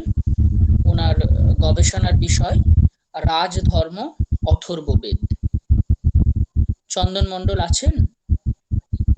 হ্যাঁ স্যার, আছি, উপস্থিত আছি।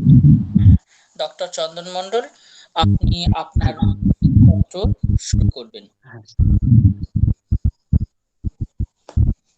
ওম সচ্চিদানন্দরূপায় নমো অস্তু পরমাত্মনে জ্যোতির্ময় স্বরূপায় বিশ্বমঙ্গলমূর্তয়ে প্রকৃতিঃ পঞ্চভূতানি গ্রহ লোকাः সরস্তথা দিশः কালশ্চ সর্वेषां সদা কুর্वन्तु মঙ্গলम् रत्नाकरधौतपदं हिमालय किरीटिनीं ब्रह्मोराजर्षिरत्नाढ्यं वन्दे भारतमातरम् वन्दे भारतमातरम्।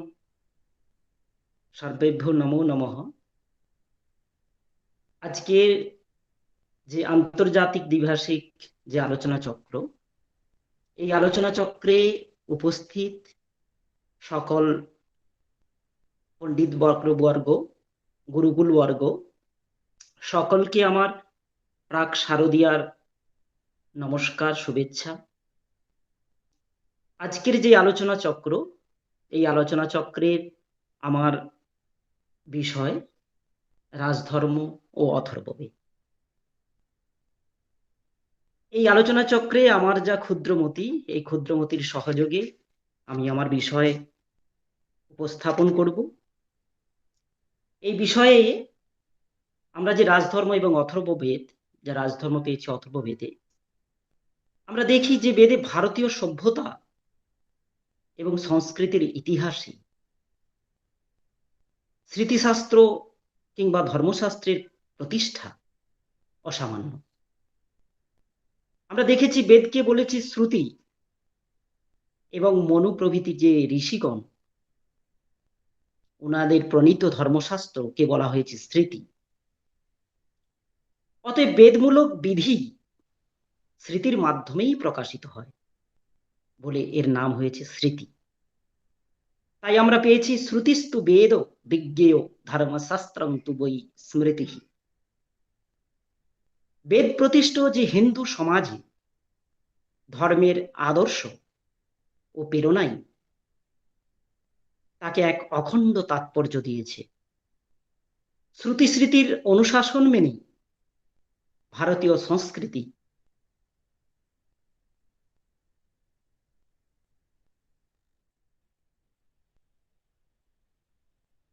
সামাজিক বহুবিধ ক্রিয়াকলাপ নিয়ন্ত্রিত করেছে। কারণ হলো এই যে ধর্মীয় আচার আচরণ, আইন বিধির প্রকাশ ঘটেছে অতি প্রাচীনকাল কিংবা বৈদিক যুগ থেকে। কারণ প্রতিটি বেদের এক বা একাধিক শ্রৌত সূত্র, গৃহ্য সূত্র, ধর্মসূত্র রয়েছে। এদের মধ্যে আশ্রয়ন, সাংখ্যায়ন, বশিষ্ঠ, বৌধায়, গৌতম, হারি ও আপস্তম্ভ প্রভৃতি এই সমস্ত সূত্রগুলোর রচয়িতা রূপে প্রসিদ্ধ হয়েছে। জন্ম থেকে মৃত্যু পর্যন্ত বহুতর কর্তব্য অনুষ্ঠিত হয় এই স্মৃতির নিয়ন্ত্রণে এবং মন্ত্রের মঙ্গল মাধুর্যের মাধ্যমেই তা সম্পন্ন হয়। সেই জন্য যাজ্ঞবল্ক্য বলেছেন, নিশিকাদি শ্মশানান্তা যেষাং বৈ মন্ত্রতঃ ক্রিয়া। গৃহ্য এবং ধর্মসূত্রে চতুর্বর্ণ এবং চতুরাশ্রমের পালনীয় বিধিবিধান ও আচরণীয় ধর্মকর্ম তাই বিশদভাবে আলোচিত হয়েছে। তাই গৃহস্থ নিয়ম কানুন ও ধর্মীয় বিধিবিধান সামাজিক জীবনযাত্রাকে অধিকতর সুন্দর ও সুশৃঙ্খলিত করেছে। হিন্দুর ধর্ম যে কেবল উপাসনাগত কয়েকটা মূল সূত্র বা অনুশাসন তা কিন্তু নয়। জীবনযাত্রার গতিপথে নৈতিক, সামাজিক, রাষ্ট্রনৈতিক, আধ্যাত্মিক সর্ববিধ কল্যাণের সঙ্গে এই অবিচ্ছেদ্য সম্পর্ক রয়েছে ধর্মের। তাই ইংরেজ ঐতিহাসিক হ্যাভেল উল্লেখ করেছেন, religion in India is hardly A dogma but a working hypothesis of a human conduct adapted to different stages of spiritual developments and different conditions of life. তাই দৈনন্দিন জীবনযাত্রার সঙ্গে এর ঘনিষ্ঠ সম্বন্ধ রয়েছে। তাই এই কারণে হিন্দু ধর্মের সমাজ প্রবাহ কখনো প্রাণহীন বা শুষ্ক হয়ে যায়নি। তাই সমাজ এবং সমাজ জীবনের ধর্মানুগ কর্তব্য নিয়ন্ত্রিত করেছে ঋষি প্রণীত স্মৃতির অনুশাসন। স্মৃতি বা ধর্মশাস্ত্রের ইতিহাসে ধর্মসূত্র, স্মৃতি সংহিতা এবং সর্বশেষে স্মৃতি নিবন্ধের বিশিষ্ট ভূমিকা রয়েছে। তাই ধর্মশাস্ত্রের উদ্ভব হয় বৈদিক সংস্কৃতির সঙ্গে সম্পর্কিত বেদাঙ্গ সাহিত্যের যুগে। তাই সাম্প্রতিককালে শাসন সংক্রান্ত সমস্ত বিষয়ে রাজনীতি শব্দ ব্যবহার করা হয়েছে। তাই বৈদিক যুগে রাজনীতির পরিবর্তে রাজধর্ম শব্দটি ব্যবহৃত হয়েছে। কেবলমাত্র বেদ নয়, এছাড়া ধর্মসূত্র, স্মৃতিগ্রন্থ গুলোতেও কিন্তু রাজধর্ম শব্দটা ব্যবহৃত হয়েছে। তাই আমরা দেখতে পাই মনুসংহিতা গ্রন্থে 7ম অধ্যায়ে রাজধর্মান প্রবক্ষ্যামি যথা বৃত্ত ভবেন নৃপঃ সম্ভবশ্চ যথা তস্য সিদ্ধিশ্চ পরমা যথা। অর্থাৎ রাজা যেরূপ আচরণ করবেন, রাজা যেরূপ আচরণ সম্পন্ন হবেন, রাজার উৎপত্তি যেভাবে হয়েছে তার পরম সাফল্য লাভ সেভাবেই সম্ভব হয়। এই সকল কিন্তু শেখায় রাজধর্ম। তাই রাজার ধর্ম বা কর্তব্য দুটো প্রকার রয়েছে, একটা ইহলৌকিক, একটা ফলদায়ী হয়, আর একটা পারলৌকিক ফলদায়ী হয়। তাই টিকাকারগণ, বিভিন্ন টিকাকার তাদের মতামতকে 2 প্রকার কর্মকে বলেছেন, একটা হচ্ছে দৃষ্টার্থ আর একটা হচ্ছে অদৃষ্টার্থ। দৃষ্টার্থ কর্তব্য যেগুলো সারগণ্য, অর্থাৎ প্রয়োগ, সন্ধি, বিগ্রহ, যান, আসন, দৈদিভাব, সংশয়, এই সকল গুণের প্রয়োগের দ্বারা রাজাকে সুরক্ষিত সমৃদ্ধ করা। আবার এই প্রকার কর্ম ইহলোকেই ফল দান করে। আর অগ্নিহোত্র প্রভৃতি যজ্ঞানুষ্ঠান হলো অদৃষ্টার্থ, কারণ যজ্ঞের ফল হলো পরলোকে ভোগ্য পুণ্যের সঞ্চয়। তাই মনুসংহিতা গ্রন্থের 7ম অধ্যায়ে রাজার কর্তব্য বলতে তাই দৃষ্টার্থ কর্মগুলোকেই বোঝানো হয়েছে। আর এই ইহলৌকিক অর্থে রাজধর্ম শব্দটিও প্রসিদ্ধ হয়েছে। তাহলে এখন রাজা বলতে কাকে বোঝানো হয়েছে? এর উত্তরে মেধাতিথি এবং কুল্লুক ভট্ট উভয়ই বলেন যে রাজ শব্দটি দ্বারা কেবলমাত্র ক্ষত্রিয় জাতিকে বোঝানো হয়নি, কিন্তু অভিষেক প্রাপ্ত পুরজন পদ প্রভৃতি পালককে বোঝানো হয়েছে। তিনি ব্রাহ্মণ বা বৈশ্য হতে পারেন যদি ক্ষত্রিয়ের অভাব থাকে, তবে তিনি হলেন অভিষেক এবং আধিপত্য প্রভৃতি গুণযুক্ত। তাই আমরা পেয়েছি যথাবৃত্ত ভবেন নৃপ, অর্থাৎ নৃপ শব্দের অর্থ হলো যিনি মানুষের পালন করেন, মানুষদেরকে পালন করেন, যিনি জনপদে সর্বাধিক ঐশ্বর্যবান, তিনি পালনের অধিকারী। এইভাবে নানান মত আমরা কিন্তু খুঁজে পেয়েছি। আরো পেয়েছি সিদ্ধিশ্চ পরমা যথা, এভাবে পেয়েছি। আবার শস্ত্রাস্ত্র ভৃত্যং ক্ষত্রিয়স্য জীবনার্থম, ব্রাহ্মণ, ক্ষত্রিয়, বৈশ্য এবং শূদ্রের জীবিকা নিয়ে কুল্লুক ভট্ট একটা গুরুত্বপূর্ণ প্রসঙ্গ উত্থাপন করেছিলেন। তিনি বলেছিলেন যে শস্ত্র ধারণ করে দেশ রক্ষা হলো ক্ষত্রিয়ের জীবিকা। এখানে শাস্ত্রার্থ তত্ত্বং এরূপ পাঠান্তর থাকলেও অর্থহীন বলে গ্রহণীয় নয়। এই বিষয়ের মনুর বচনটি হয়েছিল শাস্ত্রার্থ ভৃত্যং ক্ষত্রশ্চ বণিক পশু কৃষির বিষ আজীবনার্থং ধর্মস্তু দানমধ্যানং যজি। এইভাবে নানান আমরা যে ক্ষত্রিয়ের জীবিকা শস্ত্র ধারণ বা অর্থাৎ যুদ্ধ, বৈশ্যের জীবিকা হচ্ছে বাণিজ্য, কৃষি, পশুপালন, আর উভয়ের কর্তব্য দান এবং অধ্যয়ন যজ্ঞ। এভাবে মনু বলেন যে ব্রাহ্মণের কর্তব্য হলো যে বেদাভ্যাস। যদি কোনো ব্রাহ্মণে বেদাভ্যাস দ্বারা জীবন নির্বাহ করতে না পারেন তাহলে তিনি ক্ষত্রিয় ধর্ম পালন করবেন। তাই আপদকালে বৈশ্য এবং ক্ষত্রিয় ধর্ম এবং শূদ্র ক্ষত্রিয় বৈশ্যের কর্ম জীবন ধারণার্থে পালন করতে পারেন। এইভাবে মনু সংহিতার গ্রন্থে থেকেও আমরা অনেক কিছু পেয়েছি। আবার মনু সংহিতা গ্রন্থে 144 সংখ্যক শ্লোকে মনু বলেছিলেন ক্ষত্রিয় ধর্ম হলো প্রজা পালন। ক্ষত্রিয়স্য পর্ব ধর্ম প্রজানাপামেব পালনম নির্দিষ্ট ফলভোক্তা হি রাজা ধর্মেন যুজ্যতে। আবার প্রজা পালন যে রাজার কর্তব্য এটা হলো বিধিবাক্য। সেখানে আমরা পেয়েছি সর্বত ধর্ম ষড ভাগ রাজ্ঞ ভবতি রক্ষত অধর্মাদপি ষড ভাগ অভবত্যস্য অরক্ষত। এইভাবে কিন্তু আমরা শ্লোকে কিন্তু পেয়েছি। এভাবে বৈদিক সাহিত্যে বিভিন্ন অঙ্গরাজ্যে রাজা বিভিন্ন রাজনৈতিক দলের আলোচনাতেও রাজধর্ম শব্দটির প্রয়োগ দেখা যায়। যাই হোক, আমরা অথর্ববেদের বর্ণিত রাজনীতি বিষয়ক বিভিন্ন দিক নিয়ে আলোচনা করব। সেগুলো হচ্ছে রাজা। রাজা হচ্ছে বৈদিক সময়কালের বিবরণ থেকে আমরা জানতে পারি যে অথর্ববেদের মন্ত্রের মধ্যে এক শ্রেণীর মন্ত্র পাওয়া যায় যেগুলো রাজার নিরাপত্তা উন্নতির উদ্দেশ্যে ব্যবহৃত হয়েছে। প্রাচীনকাল থেকেই রাজার সর্ববিধ স্বার্থ সংরক্ষণের দায়িত্বে থাকতো রাজপুরোহিতদের উপর। তাই প্রাচীন রাজতন্ত্রে অপরিহার্য এই রাজপুরোহিত রাজার নির্বাচন, অভিষেক, শক্তি সম্পদ বৃদ্ধি, রাজ্য রক্ষা, শত্রু দমন, নানান প্রভৃতি সমস্ত ব্যাপারে অথর্ববেদীয় মন্ত্র সহযোগে কর্মানুষ্ঠান করতেন।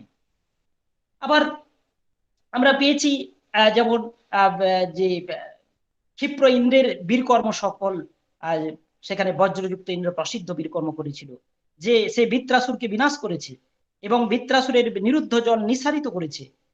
তাই পর্বতে নদীগুলো বিদীর্ণ করেছে। এভাবে নানান পরিকল্পনার সাহায্যে পর্বতে আশ্রিত বৃত্রাসুরকে ইন্দ্র বিনাশ করেছিল। তাই অথর্ববেদে দেখতে পেয়েছিলাম ইন্দ্রসনু প্রাবচং বীর্যানি ইয়ানি চকার প্রথমানি বজ্রি আহন্ন হি মস্ন পস্তর্দ প্রবক্ষনা অভিনত প্রবর্তনাম। এভাবে অথর্ববেদের মন্ত্রগুলোতে আমরা আরো দেখেছি ইন্দ্রজুষস্য প্রবহা ইয়াহি সুর হরিভ্যাম পিবাসুতস্য মতিরিহ মধশ্চকান মর্দায়। হে রাজা, তুমি তোমার যোগ্য কাঁধে এই শাসনভার গ্রহণ করো আর সুন্দর রথে চড়ে যুদ্ধভূমিতে শত্রুদের করো এবং পুত্র বৎসল প্রজাদের ভালোর জন্য আনন্দদায়ক জ্ঞান বর্জন করো। এইভাবে আমরা রাজার যে গুণাগুণ সম্বন্ধে আমরা পেয়েছি। আবার আরো পেয়েছি যে তমিন্দ্রাধীরাজ স্তবসুস্তং ভুরমি ভূতি জনানাম তং দেবীর বেশ ইমা বিরাজা সুপমত ক্ষমজরং তে আস্তু।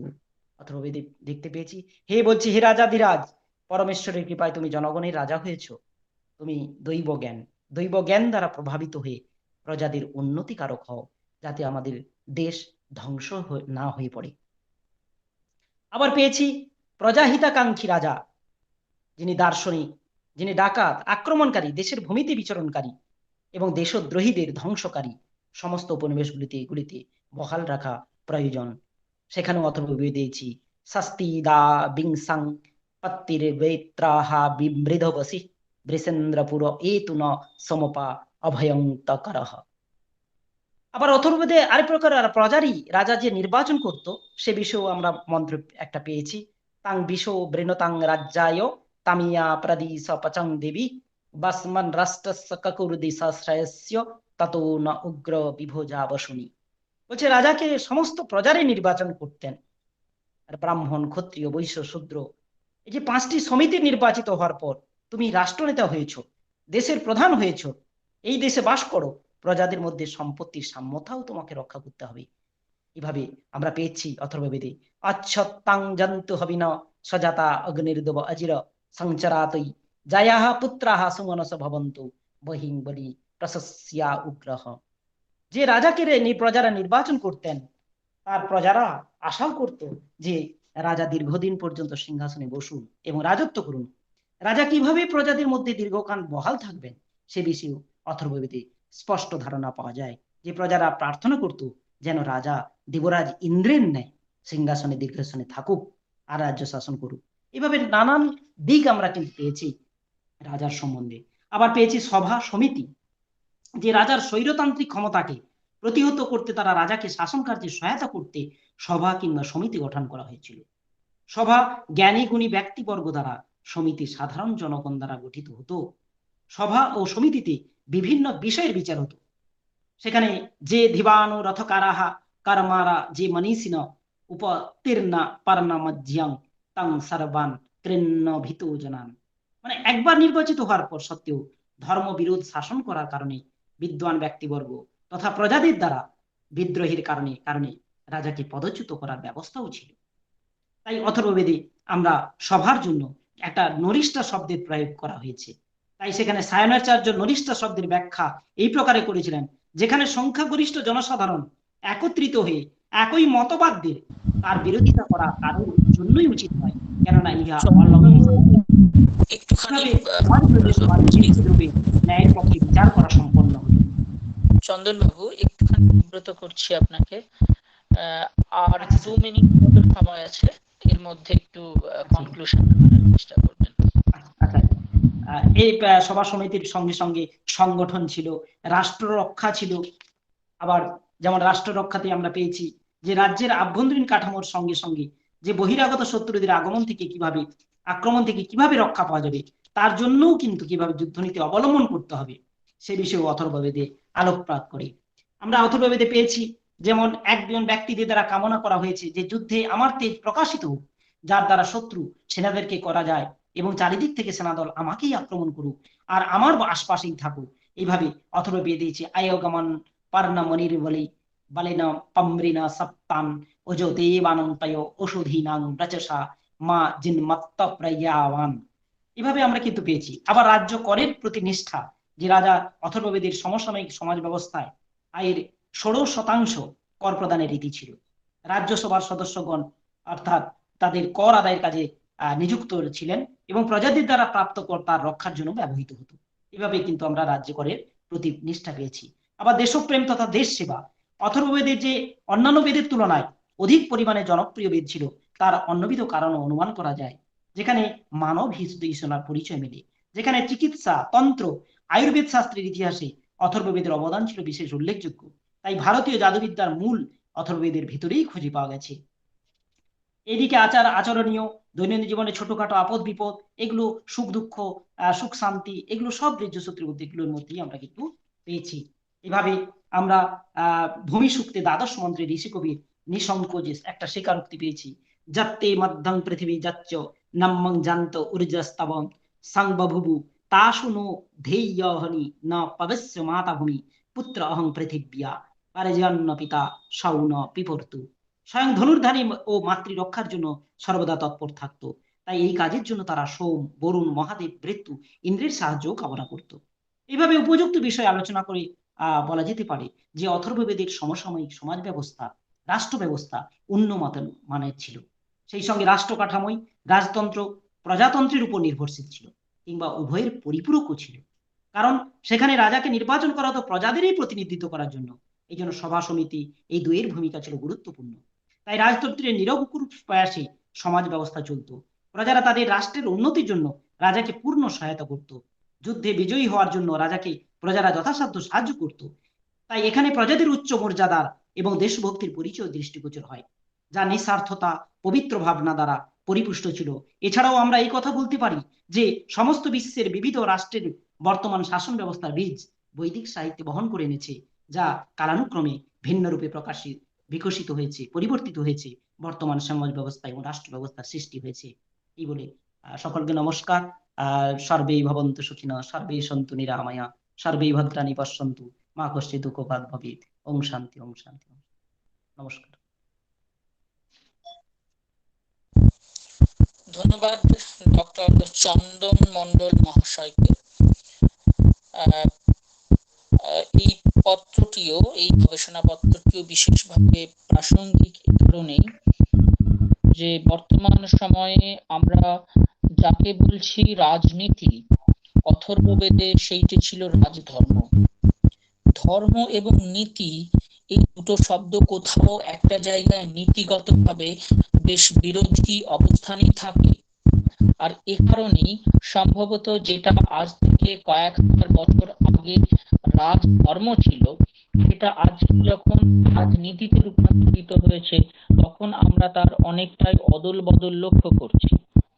চন্দন মণ্ডল খুব চমৎকার দৃষ্টান্ত দিয়ে আমাদের সামনে দেখালেন, অথর্ববেদের রাজধর্ম যখন ছিল, তখন তার দায়িত্ব, তার দায়বদ্ধতা ঠিক কোন পর্যায়ে ছিল, এবং যিনি রাজা তিনি ঠিক কতখানি কল্যাণকামী মানসিকতা নিয়ে রাজ্য শাসন এবং রাজ্য পরিচালনার কাজে পরিব্যস্ত ছিলেন। তার এই গবেষণাপত্র আমাদেরকে নতুনভাবে ভাবিয়ে তুলেছে এবং আগামী দিনে এই ধরনের কাজ, রাজনীতি, বর্তমান রাজনীতি, সেটাকে অনেক বেশি কলুষ মুক্ত করে তুলবে, অনেক বেশি সংশোধিত এবং এই আশা আমরা রাখি। ধন্যবাদ ডক্টর চন্দন মণ্ডলকে আরো একবার। আমরা ধন্যবাদ স্যার, নমস্কার। এর পরের যিনি বক্তা আছেন আমাদের এই সেশনে, একেবারে শেষ বক্তা, উত্তম কুমার বেরা। তিনি কি উপস্থিত আছেন? আমি এখানে উত্তম বাবুর আইডি দেখছি না। উত্তম কুমার বেরা তিনি পড়তেন শ্রীমদ্ ভাগবত গীতা অনুসারে মোক্ষ লাভে ধর্মের উপযোগ, একটি সমীক্ষা। এই বিষয়ে ওর গবেষণাপত্র উপস্থাপনের কথা ছিল। যাই হোক, উত্তম বাবু অনুপস্থিত আছেন। আমরা আর তো সেই অর্থে কোনো গবেষককে পাচ্ছি না। আমাদের এই অনুষ্ঠানের সঞ্চালক যিনি ছিলেন, তিনিও দেখছি লিংক ছেড়ে বেরিয়ে গেছেন, মিটিং ছেড়ে বেরিয়ে গেছেন। পূর্ণেন্দুর নেটওয়ার্ক সমস্যা হয়েছে, ও আর ঢুকতে পারছে না। আমি এই সম্পূর্ণ অনুষ্ঠানের যিনি হোতা, অর্গানাইজার, মাননীয় প্রতীক পাবন পালকে শেষ বেলা কিছু বলার জন্য অনুরোধ করছি। অনুষ্ঠানের শেষ পর্যায়ে এসে গেছি আমরা। আজকের যে সেশন, আমরা এই সেশন এখনই শেষ করব, কারণ আর আমাদের স্পিকার, লাস্ট স্পিকার যিনি ছিলেন তিনি উপস্থিত নেই। Thank you Firoz, mister Firoz Khan.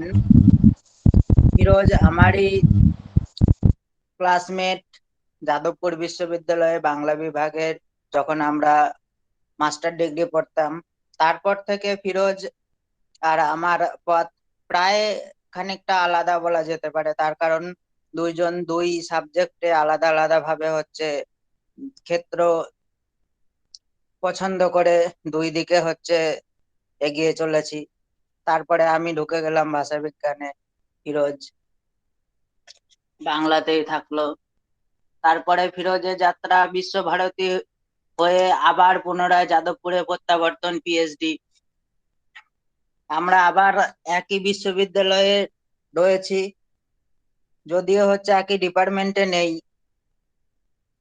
Classmate হিসাবে নয়, ইউনিভার্সিটি মেট হিসাবে বর্তমানে রয়েছি। খুব মানে কি বলবো, যে অসংখ্য ধন্যবাদ ফিরোজ, এত ব্যস্ততার মধ্যে সময় সুযোগ করে আমাদের এই ওয়েবিনারে আমাদের সাথে থাকার জন্য, আর এই সেশনে চেয়ার করার জন্য আরেকবার ধন্যবাদ জানাচ্ছি। এত ভালো সুন্দরভাবে হচ্ছে অর্গানাইজড হয়েতে, অত্যন্ত জ্ঞান এবং বুদ্ধির প্রাচুর্যে এই সেশন পরিচালনা করার জন্য আরো একবার ধন্যবাদ জানাই। ধন্যবাদ এই সেশনের সমস্ত পার্টিসিপেন্টসদের, ধন্যবাদ এই সেশনের সমস্ত স্কলারদের যারা এই সেশনে মূল্যবান বক্তব্য রেখেছেন। আপাতত এই সেশন এখানেই হচ্ছে সমাপ্তি ঘোষণা করছি।